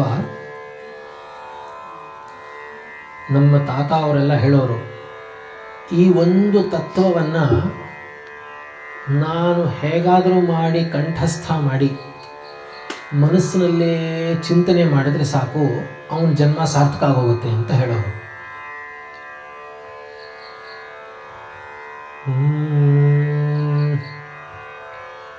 ಗುರು ಹೇಳ್ತಾನೆ, ನೋಡು ನಾವೆಲ್ಲ ಜೀವರುಗಳು. ನಾವೆಲ್ಲ ಯಾರು? ಜೀವರುಗಳು. ಆದ ಗುರು ಹೇಳ್ತಾನೆ, ನೀನು ಯಾರೋ ನೋಡು ಅಂತ ಹೇಳ್ತಾನೆ. ನೀನಾರೋ ನೋಡು ನೋಡೆಲೋ ಜೀವ, ನೀನಾಗದೇವ ನೀನಾರೋ ನೋಡು ನೋಡೆಲೋ ಜೀವ, ನೀನಾಗದೇವ ನೀನಾರೋ ನೋಡು ನೋಡೆಲೋ ಜೀವ. ನೀನಿರದಿರೆ ಹೆಣವೆನ್ನಿಸುತ್ತ ಭಿನ್ನಿಸಿ ಕಾಣುವ ಈ ಮಲಕಾಯವ ಕಳೆದು, ನೀನಾರೋ ನೋಡು ನೋಡೆಲೋ ಜೀವ, ನೀನಾಗದೇವ ನೀನಾರೋ ನೋಡು ನೋಡೆಲೋ ಜೀವ. ಮಲಮಾಂಸಸ್ಥಿಗಳೊಂದೆಡೆಯೊಳು ಮೂಡಿ ಆಕಾರವಿಲ್ಲದ ಕುಲಜಾತಿ ವ್ರತ ಸೂತಕದಿಂ ಕೂಡಿ, ಮಲಮಾಂಸಸ್ಥಿಗಳೊಂದೆಡೆಯೊಳು ಮೂಡಿ ಆಕಾರವಿಲ್ಲದ ಕುಲಜಾತಿ ವ್ರತ ಸೂತಕದಿಂ ಕೂಡಿ, ಒಳ ಹೊರಗೆಲ್ಲಿಯು ಮಲಮಯವೆನ್ನಿಸುತ್ತ ಒಳ ಹೊರಗೆಲ್ಲಿಯು ಮಲಮಯವೆನ್ನಿಸುತ್ತ ಚಲಿಸುವ ತನು ಧರ್ಮವನಿಗಾಡಿ, ನೀನಾರೋ ನೋಡು ನೋಡೆಲೋ ಜೀವ, ನೀನಾಗದೇವ ನೀನಾರೋ ನೋಡು ನೋಡೆಲೋ ಜೀವ. ಹೆಣ್ಣು ಗಂಡುಗಳೆಂಬುವ ಭಾವಗಳು ನಾನಾ ವಿಚಿತ್ರ ವಿಚಿತ್ರದ ಬಣ್ಣಾಕಾರ ಕೂಡಿದ ಕವಲುಗಳು ಹೆಣ್ಣು ಗಂಡುಗಳೆಂಬುವ ಭಾವಗಳು ನಾನಾ ವಿಚಿತ್ರದ ಬಣ್ಣಾಕಾರದಿ ಕೂಡಿದ ಕವಲುಗಳು ಬಣ್ಣಿಸಿ ಕೊಂಬುವ ಬಗೆ ಬಗೆ ಕಳೆಗಳು ಮಣ್ಣಾಗುವುದಿವು ನೀನಿರದಿರಲು ನೀನಾರೋ ನೋಡು ನೋಡಲು ಜೀವ ನೀನಾಗದೇವ ನೀನಾರೋ ನೋಡು ನೋಡಲು ಜೀವ ಇದರೋಳ್ ನಿಲ್ಲುವ ನಿಜ ಕಳೆಯೊಂದಿಲ್ಲ ಮತ್ತೀ ಶರೀರವು ಮೊದಲಿಲ್ಲ ಮಣ್ಣೆನಿಸಿದ ಮೇಲಿಲ್ಲ ಇದರೋಳ್ ನಿಲ್ಲುವ ನಿಜ ಕಳೆಯೊಂದಿಲ್ಲ ಮತ್ತೀ ಶರೀರವು ಮೊದಲಿಲ್ಲ ಮಣ್ಣೆನಿಸಿದ ಮೇಲಿಲ್ಲ ಮೊದಲಿರದೆ ನೀನಿದು ಬರಲಿಲ್ಲ ಮೊದಲಿರದೆ ನೀನಿದು ಬರಲಿಲ್ಲ ಒದಗಿತು ಮರವೆಯೊಳಿದು ನೀನಲ್ಲ ನೀನಾರೋ ನೋಡು ನೋಡಲು ಜೀವ ನೀನಾಗದೇವ ನೀನಾರೋ ನೋಡು ನೋಡಲು ಜೀವ ಹೃದಯಾಕಾಶದಿ ಮಧ್ಯದಿ ಗುರಿಯಿಟ್ಟು ಪರಿಪೂರ್ಣನಾಗುತ್ತ ಇದಮಾಕಾರದ ಭೇದವನಿ ಬಿಟ್ಟು ಹೃದಯಾಕಾಶದಿ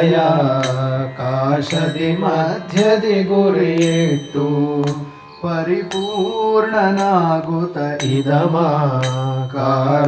ಭೇದವನಿ ಬಿಟ್ಟು ವಿಧ ವಿಧ ರೂಪವ ಧರಿಸುವ ಚಿತ್ತವ ವಿಧ ವಿಧ ರೂಪವ ಧರಿಸುವ ಚಿತ್ತವ ಸದಮಲ ಗುರು ಶಂಕರನೊಳಗಿಟ್ಟು ನೀನಾರೋ ನೋಡು ನೋಡಲು ಜೀವ ನೀನಾಗದೇವ ನೀನಾರೋ ನೋಡು ನೋಡಲು ಜೀವ ನೀನಿರದಿರೆ ಹೆಣವೆನಿಸುತ್ತ ಭಿನ್ನಿಸಿ ಕಾಣುವ ಈ ಮಲಕಾಯವ ಕಳೆದು ನೀನಾರೋ ನೋಡು ನೋಡಲು ಜೀವ ನೀನಾಗದೇವ ನೀನಾರೋ ನೋಡು ನೋಡಲು ಜೀವ.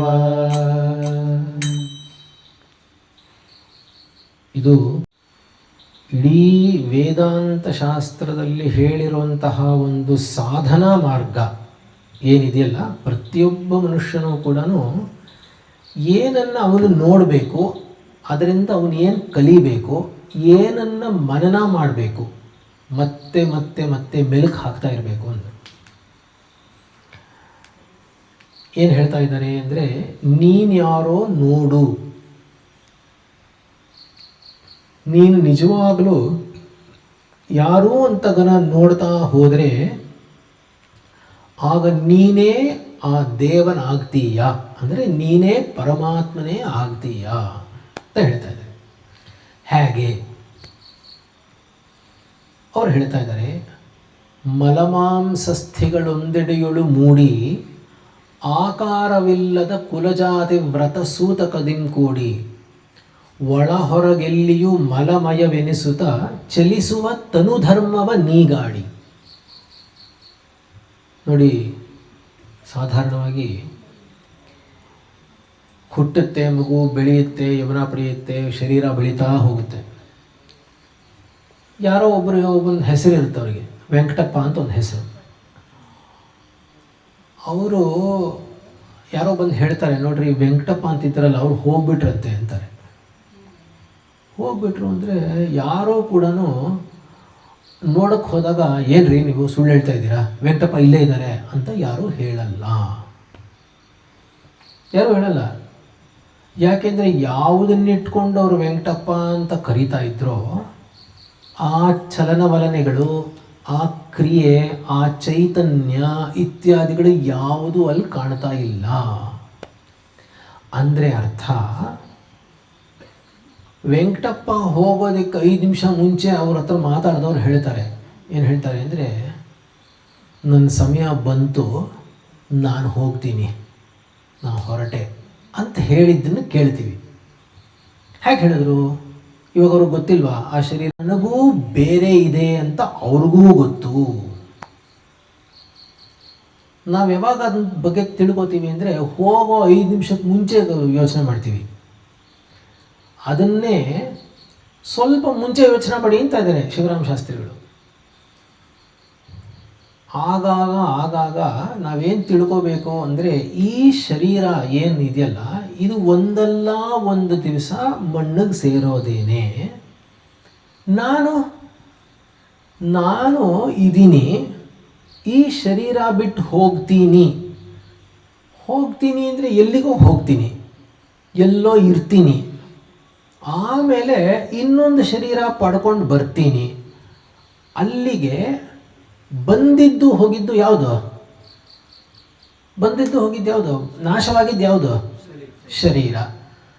ನಾನು ಈಗ ಶರೀರದಲ್ಲಿದ್ದೀನಿ, ಈ ಶರೀರ ಬಿಟ್ಟು ಇನ್ನೊಂದು ಕಡೆ ಹೋಗಿರ್ತೀನಿ, ಆಮೇಲೆ ಮತ್ತೆ ತಿರುಗಿ ಬರ್ತೀನಿ ಅಂದರೆ ನಾನು ಈಗಲೂ ಇದ್ದೀನಿ, ಆಮೇಲೆ ಅಲ್ಲಿ ಹೋಗು ಇದ್ದೀನಿ, ಮತ್ತೆ ಇಲ್ಲಿ ಬಂದು ಇದ್ದೀನಿ ಅಂತಾಯಿತು. ಅಲ್ಲಿಗೆ ಹೋಗೋದು ಯಾವುದು? ಯಾವಾಗಲೂ ಇರೋದು ಯಾವುದು? ಅಲ್ಲಿಗೆ ಹೋಗೋದು ಅನ್ನೋದು ಶರೀರ, ಯಾವಾಗಲೂ ಇರೋವಂಥವು ನಾನು ಅಂತಾಯಿತು.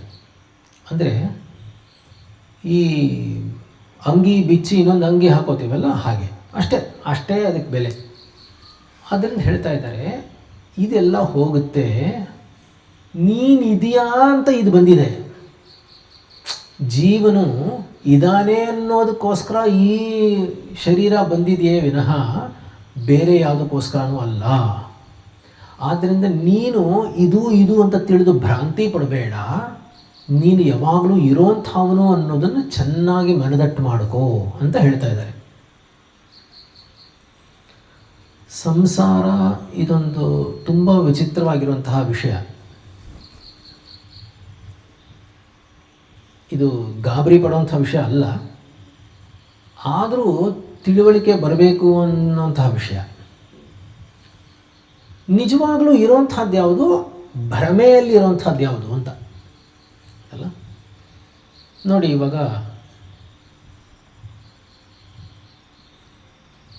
ಗಂಡ ಹೆಂಡತಿ ಇದ್ದಾರೆ. ಮದುವೆಗೆ ಮುಂಚೆ ಈ ಹುಡುಗ ಆ ಹುಡುಗಿಯನ್ನು ನೋಡ್ತಾನೆ, ದೊಡ್ಡವರೆಲ್ಲ ಸೇರ್ತಾರೆ, ಆಕೆಯನ್ನು ಒಪ್ತಾರೆ, ಹೆಂಡತಿ ಅಂತ ಕರೀತಾನೆ.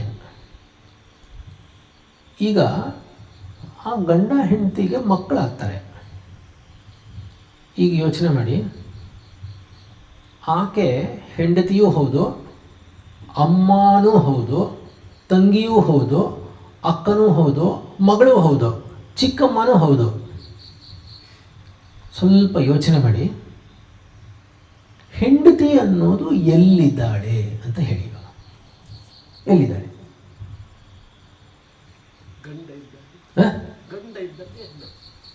ಗಂಡ ಇದ್ದಲ್ಲಿ ಗಂಡ ಇದ್ದಾನೆ, ಹೆಂಡತಿ ಎಲ್ಲಿದ್ದಾಳೆ?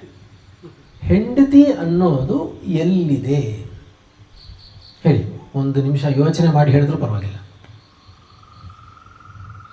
ಇವಾಗ ಎದುರುಗಡೆ ತೋರಿಸಿ ಇವಳು ನನ್ನ ಹೆಂಡತಿ ಅಂತ ಹೇಳಿದ್ರೆ ಮಗ ಹೇಳ್ತಾನೆ, ಅಲ್ಲ ನಮ್ಮ ಅಮ್ಮ ಅಂತಾನೆ. ಅವ್ರ ತಾಯಿ ಹೇಳ್ತಾಳೆ, ಅಲ್ಲ ನನ್ನ ಮಗಳು ಅಂತಾಳೆ. ಈಗ ಅವಳ ಹೆಂಡತಿ ಹೌದಾ ಅಲ್ವಾ?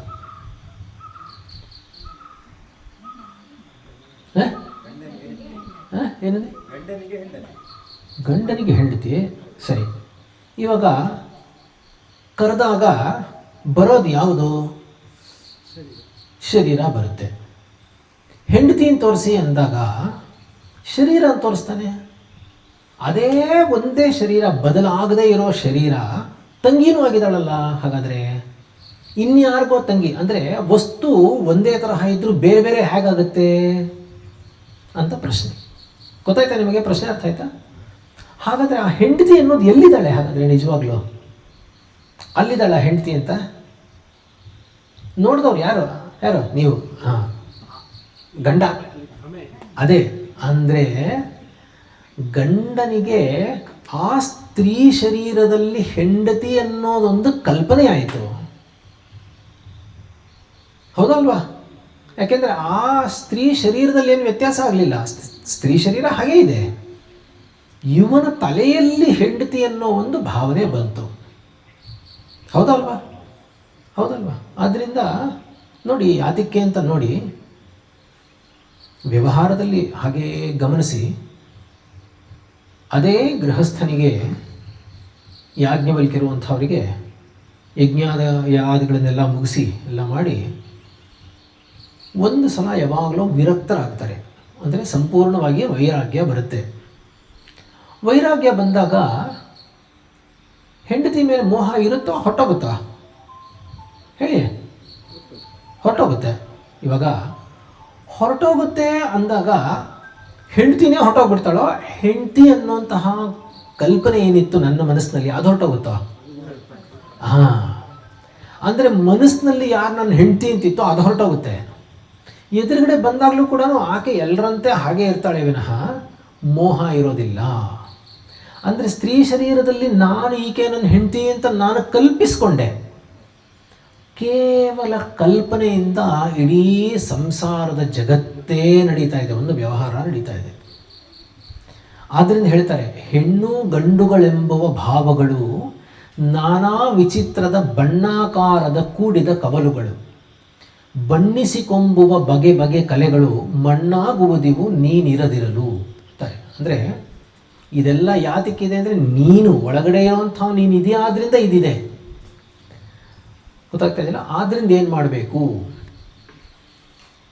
ಅಂದರೆ ಹೃದಯಾಕಾಶದಿ ಮಧ್ಯದಿ ಗುರಿಯಿಟ್ಟು ಪರಿಪೂರ್ಣನಾಗುತ್ತ ಇದಮಾಕಾರದ ಭೇದವ ನೀ ಬಿಟ್ಟು. ಇದೊಂದು ವಿಚಾರ ನಮಗೆ ಗೊತ್ತಿಲ್ಲದೆ ಇರೋ ವಿಷಯ ಅಲ್ಲದೇ ಇದ್ದರೂ ನಾವು ಯಾವತ್ತೂ ಅದರ ಕಡೆ ಗಮನ ಕೊಡದೇ ಇರುವಂಥ ಒಂದು ವಿಷಯವನ್ನು ಹೇಳಿ ಮುಗಿಸ್ತೀನಿ. ನೋಡಿ, ಎಲ್ಲರೂ ಸುಖವಾಗಿ ರಾತ್ರಿ ಹೊತ್ತು ನಿದ್ದೆ ಮಾಡ್ತೀವಿ. ನಿದ್ದೆಯಲ್ಲಿ ಅಕ್ಕಪಕ್ಕ ಮಕ್ಕಳು, ಅಕ್ಕ ತಂಗಿ, ಗಂಡ ಹೆಂಡತಿ, ಅಪ್ಪ ಅಮ್ಮ ಯಾರಾದರೂ ಇರೋದೇನಾದರೂ ಗೊತ್ತಾಗುತ್ತೆ ನಿಮಗೆ? ನಿದ್ದೆ ಬಂದಮೇಲೆ ಇಲ್ಲ, ಗೊತ್ತಾಗಲ್ಲ.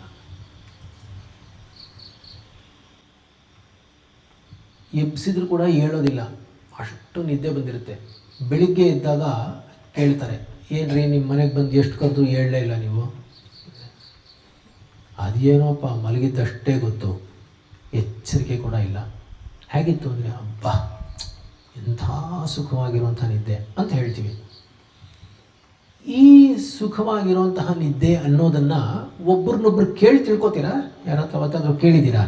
ನೀವು ತುಂಬ ಗಾಢ ನಿದ್ದೆ ಬಂದಾಗ ನಿಮ್ಗೆ ಹೇಗಿರುತ್ತೀರಿ ಅಂತ ನೀವು ಕೇಳಿದ್ದೀರಾ ಯಾವತ್ತಾದ್ರೂ ಒಬ್ಬರನ್ನೊಬ್ಬರು? ಕೇಳಿದ್ದೀರಾ? ಕೇಳಿಲ್ಲ. ಯಾರೋ ಕೇಳೋದಿಲ್ಲ. ಕೇಳ್ತೀರಾ? ಕೇಳಲ್ವಾ? ಕೇಳಲ್ಲ. ಯಾಕೆ ಕೇಳೋದಿಲ್ಲ?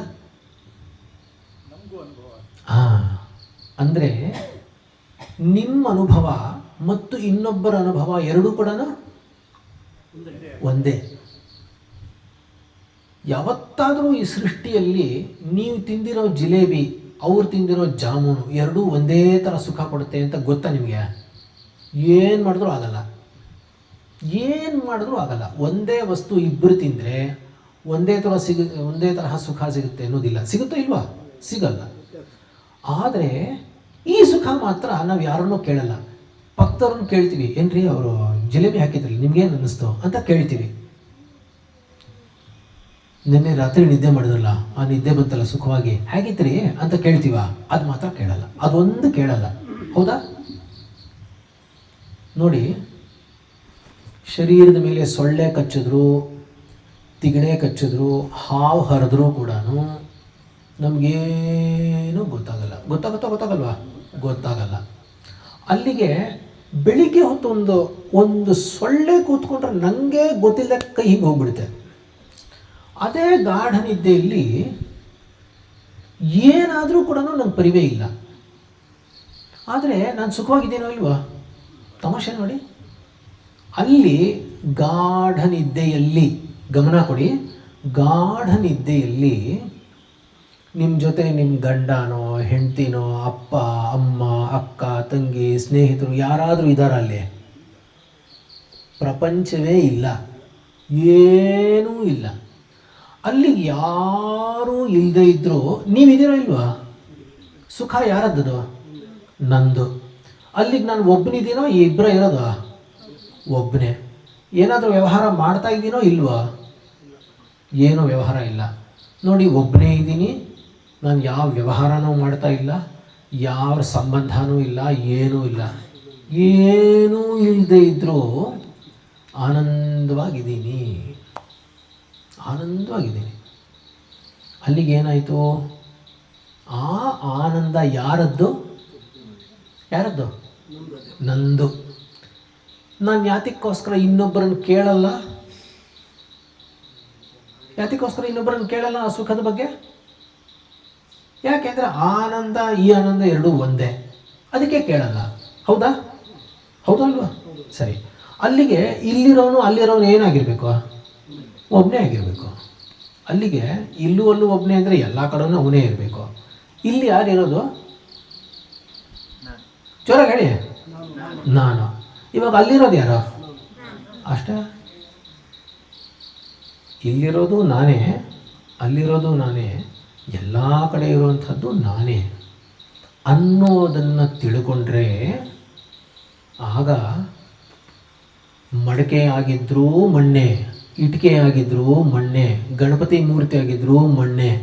ಆ ಗಣಪತಿ ಮೂರ್ತಿನ ನೀವು ಕರಗಿಸಿದ್ರೂ ಮಣ್ಣೆ, ಮುರಿದೋದ್ರೂ ಮಣ್ಣೆ, ಮಡಕೆ ಮುರಿದೋದ್ರೂ ಮಣ್ಣೆ. ಇವಾಗ ನಾನು ಮಣ್ಣು ಅಂತ ಗೊತ್ತಾಗ್ಬಿಟ್ರೆ ನನಗೆ ದುಃಖ ಆಗುತ್ತಾ? ಆಗಲ್ಲ. ಮಡಕೆ ಒಡೆದೋದು ನನಗೇನೂ ಆಗಲ್ಲ. ಗಣಪತಿಯನ್ನು ವಿಸರ್ಜನೆ ಮಾಡಿದ್ರು ನನಗೇನು ಬೇಜಾರಿಲ್ಲ, ನಾನು ಮಣ್ಣಾಗೇ ಇರ್ತೀನಿ ಅಂತ ಹೇಗಿರುತ್ತೋ ಹಾಗೆ ನನ್ನ ಸ್ವರೂಪವನ್ನಗನ ನಾನು ತಿಳಿದರೆ ಆಗ ನನಗೆ ನಾನೇ ಎಲ್ಲದರಲ್ಲೂ ಇರೋದರಿಂದ ನಾನು ಯಾವಾಗಲೂ ಆನಂದ ಸ್ವರೂಪನು ಅಂತ ಚೆನ್ನಾಗಿ ಗೊತ್ತಾಗುತ್ತೆ. ಆದ್ದರಿಂದ ಈ ಆನಂದ ಸ್ವರೂಪವನ್ನು ತಿಳಿಯೋದು ಹೇಗೆ ಅಂದರೆ ಕೊನೆಯಲ್ಲಿ ಮಕ್ಕಳ ನೋಡಿ, ಎಲ್ಲಿಯವರೆಗೆ ಚೆನ್ನಾಗಿ ವೇದಾಧ್ಯಯನ ಮಾಡಿ ವೇದದಲ್ಲಿ ಹೇಳಿರುವಂತಹ ಕರ್ಮವನ್ನು ಅವನು ಮಾಡೋದಿಲ್ವೋ, ಇದು ಬ್ರಾಹ್ಮಣನಿಗೆ, ಯಾಕೆಂದರೆ ಅವನು ವೇದ ವಿಧಿ ಹೇಳಿದೆ, ಅವನ ಮನಸ್ಸು ಪರಿಶುದ್ಧವಾಗೋದಿಲ್ಲ. ಬ್ರಾಹ್ಮಣನಾದವನು ಅವನ ನಿತ್ಯ ಕರ್ಮವನ್ನಗನ ಅವನು ಮಾಡದೇ ಇದ್ದರೆ ಅವನಿಗೆ ದೋಷ ಅಂಟುತ್ತೆ. ಅವನನ್ನು ಏನು ಮಾಡಿದ್ರೂ ಬಿಡೋದಿಲ್ಲ. ಅವನು ಇನ್ನಿಷ್ಟು ಜನ್ಮವಾದರೂ ಅವನು ಅದರಿಂದ ಹೊರಗೆ ಬರೋಕ್ಕಾಗಲ್ಲ. ಅವನು ಅನುಭವಿಸ್ತಾನೆ. ಗೊತ್ತಾಯ್ತಲ್ವ? ಆದ್ದರಿಂದ ವೇದೋ ನಿತ್ಯಮಧೀಯತಾಂ ತದುದಿತಃ ಕರ್ಮ ಸುನುಷ್ಠೀಯತಾಂ. ಚೆನ್ನಾಗಿ ಕರ್ಮವನ್ನು ಮಾಡಬೇಕು. ಅದರಿಂದ ತಪ್ಪಿಸ್ಕೊಂಡ್ರೆ ನಮಗೆ ಶಿಕ್ಷೆ ಆಗೇ ಆಗುತ್ತೆ. ಅವನು ಯಾರಾದರೂ ಆಗಿರಲಿ, ದೇವತೆಗಳಾಗಿದ್ದರೂ ಅಷ್ಟೇ, ಅವರನ್ನು ಬಿಡಲ್ಲ. ಅದು ಅಂದರೆ ಅವರು ಕೊಟ್ಟಿರೋ ಕೆಲಸ ಅವ್ರು ಮಾಡಲೇಬೇಕು. ಆಯಿತಾ? ಕರ್ಮ ಸುನುಷ್ಠೀಯತಾಂ ತೇನೇಶಸ್ಯ ವಿಧೀಯತಾಂ ಅಪಚಿತೆ ಕಾಮ್ಯೇ ಮತಿಸ್ತಿಜ್ಜಿತಾಂ. ಈಗೇನು ಮಾಡಬೇಕು? ಚೆನ್ನಾಗಿ ಅಧ್ಯಯನ ಮಾಡಬೇಕು.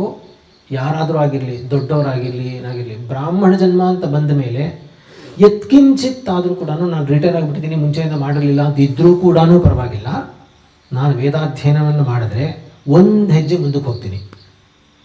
ಇಲ್ಲದೇ ಇದ್ದರೆ ಕೆಳಗಿಳಿತೀನಿ. ಇವಾಗೊಂದು ಬ್ಯಾಂಕ್ ಮ್ಯಾನೇಜರ್ ಅಂತ ನಾನು ಕೆಲಸ ಕೊಟ್ಟ ಮೇಲೆ ಬ್ಯಾಂಕ್ ಮ್ಯಾನೇಜರ್ ಕೆಲಸ ನಾನು ಕರೆಕ್ಟಾಗಿ ಮಾಡದೇ ಇದ್ದರೆ ಅವನನ್ನು ಡಿಮೋಟ್ ಮಾಡ್ತಾರೆ, ಕ್ಲರಿಕಲ್ ಪೋಸ್ಟ್ಗೆ ಹಾಕ್ತಾರೆ. ಹಾಗೆಯೇ ಮುಂದಿನ ಜನ್ಮದಲ್ಲಿ ಬ್ರಾಹ್ಮಣ ಜನ್ಮ ಸಿಗಲ್ಲ. ಗೊತ್ತಾಯ್ತಲ್ವ? ಈಗ ಚೆನ್ನಾಗಿ ಅಧ್ಯಯನ ಮಾಡಿ ಸಮಾಜವನ್ನು ಸೇವೆ ಮಾಡೋದರ ಮೂಲಕ ನನ್ನ ಕರ್ಮವನ್ನು ಮಾಡಿ ಚೆನ್ನಾಗಿ ಧನಾರ್ಜನವನ್ನು ಮಾಡಬೇಕು. ಗೊತ್ತಾಗ್ತಾ ಇದೆ ಹೇಳ್ತಿರೋದು? ಮಾಡಿ ತೈತ್ರಿಯದಲ್ಲೆಲ್ಲ ಬರುತ್ತೆ ಅಲ್ವಾ, ಉಪನಿಷತ್ತಲ್ಲೇ ಬರುತ್ತೆ, ಅನ್ನಂ ಬಹುಕುರ್ವೀತ ತದ್ವ್ರತಂ ಅನ್ನುತ್ತೆ. ಆದ್ದರಿಂದ ತಥೋ ಮೇ ಶ್ರಿಯಭಾವಃ ಅನ್ನೋದೇ ಅಲ್ವಾ. ಆದ್ದರಿಂದ ಆ ತರಹ ಮಾಡಿ ಅಧ್ಯಯನ ಮಾಡಿ ನಾವು ಒಂದು ಗೃಹಸ್ಥಾಶ್ರಮವನ್ನು, ಧನ್ಯೋ ಗೃಹಸ್ಥಾಶ್ರಮ ಅಂತ, ಆ ತರಹ ಗೃಹಸ್ಥಾಶ್ರಮವನ್ನು ಸ್ವೀಕಾರ ಮಾಡಿ ಯಜ್ಞಾಗಾದಿಗಳನ್ನು ಮಾಡಿ. ಯಾಕೆಂದರೆ ಪರಮಾತ್ಮನ ಹೇಳ್ತಾನೆ, ಏವಂ ಪ್ರವರ್ತಿತಂಚಕ್ರಂ ನ ಅನುವರ್ತಯತಿ ಯಹ ನ ಅನುವರ್ತಯತಿ ಅಘಾಯು ಇಂದ್ರಿಯಾರಾಮ ಮೋಘಂ ಪಾರ್ಥ ಸಜೀವತಿ. ಅವನು ಪಾಪಗಳನ್ನು ಅವನೇ ಉಂಡಂತೆ ಆಗುತ್ತೆ, ಆದ್ದರಿಂದ ಯಜ್ಞಾಗಾದಿಗಳನ್ನು ಮಾಡಬೇಕು ಅಂತ ಹೇಳ್ತಾನೆ. ಆದ್ದರಿಂದ ಇಂತಹ ವೃಷ್ಟಿ ಇತ್ಯಾದಿಗಳೆಲ್ಲ ಆಗಬೇಕು ಅಂದರೆ ನಾವು ಯಜ್ಞಾಗಾದಿಗಳನ್ನು ಮಾಡಬೇಕು. ಮಾಡಿ ಆಮೇಲೆ ವಾನಪ್ರಸ್ಥಕ್ಕೆ ಹೋಗಿ, ವಾನಪ್ರಸ್ಥಕ್ಕೆ ಅಂದ್ರೇನು, ಗೃಹಸ್ಥಾಶ್ರಮದಲ್ಲಿ ಪಟ್ಟಂತಹ ಭೋಗಗಳನ್ನೆಲ್ಲ ತ್ಯಾಗ ಮಾಡಿ ಅಧ್ಯಯನವನ್ನು ಮಾಡಿ ತಪಸ್ಸನ್ನು ಮಾಡ್ತಾ ಆಮೇಲೆ ಸನ್ಯಾಸಾಶ್ರಮವನ್ನು ಸ್ವೀಕಾರ ಮಾಡಿ ಅವನು ಮುಕ್ತನಾಗಬೇಕು ಅಂತ ಹೇಳುತ್ತೆ. ಆದ್ದರಿಂದ ಈ ವರ್ಣಾಶ್ರಮ ಧರ್ಮ ಏನು ಹೇಳಿದೆ ಅದನ್ನು ಚಾಚೂ ತಪ್ಪದೆ ಮಾಡೋದರಿಂದ ಮನಸ್ಸು ನಿಷ್ಕಲ್ಮಶವಾಗಿ ಆತ್ಮಸ್ವರೂಪವನ್ನು ತಿಳ್ಕೊಳ್ಳೋದಕ್ಕೆ ಅದು ಸಹಾಯ ಮಾಡುತ್ತೆ ಅನ್ನೋದನ್ನು ಹೇಳಿ ಈ ಉಪನ್ಯಾಸವನ್ನು ಇಲ್ಲಿಗೆ ಉಪರಮಿಸ್ತೀನಿ. ಹರ ನಮಃ ಪಾರ್ವತೀಪತಯೇ ಹರ ಹರ ಮಹಾದೇವ. बोलो सद्गुरु शंकर भगवान की जय.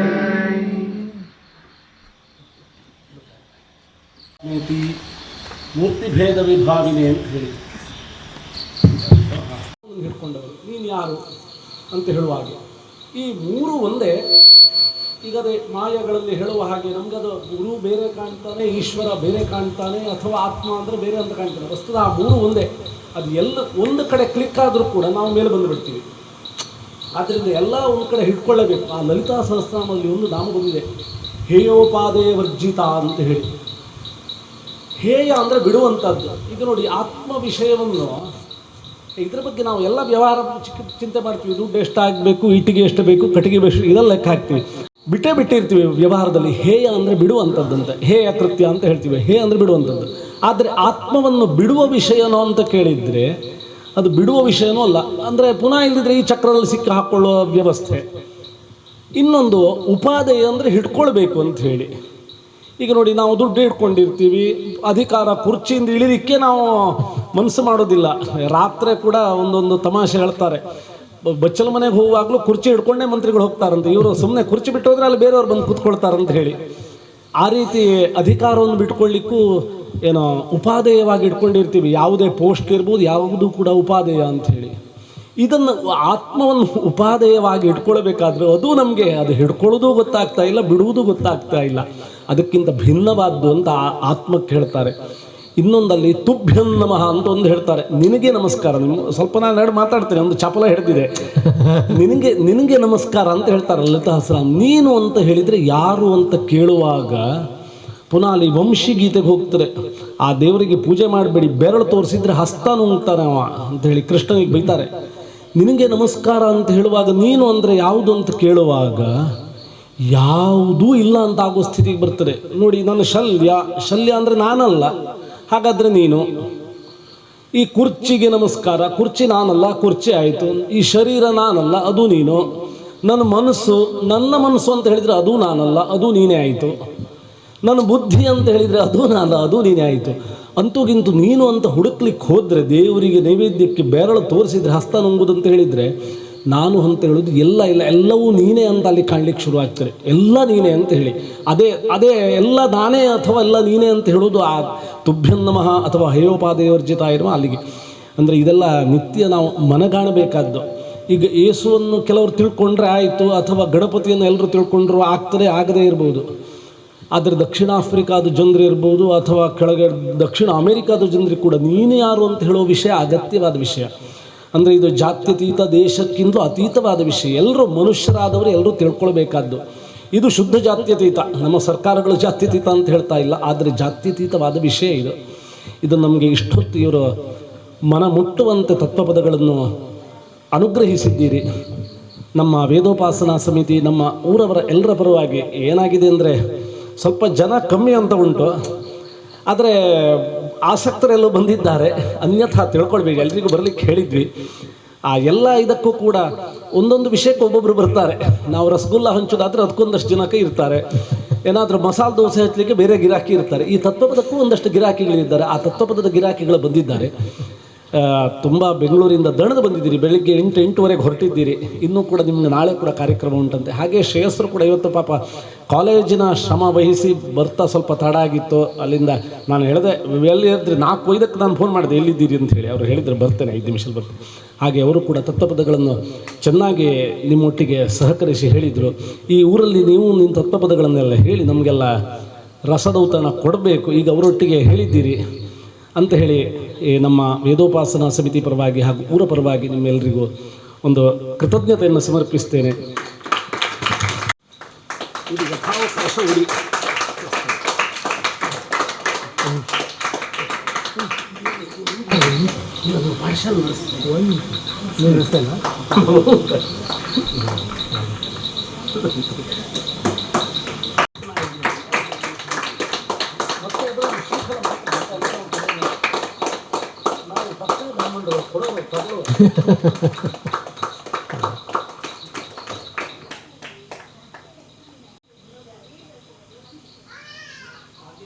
ಇವತ್ತು ಚಾತುರ್ಮಾಸ್ಯಷ್ಟಿಯಲ್ಲಿ ವರುಣಪ್ರಘಾಸ ಮುಗ್ದಿದೆ.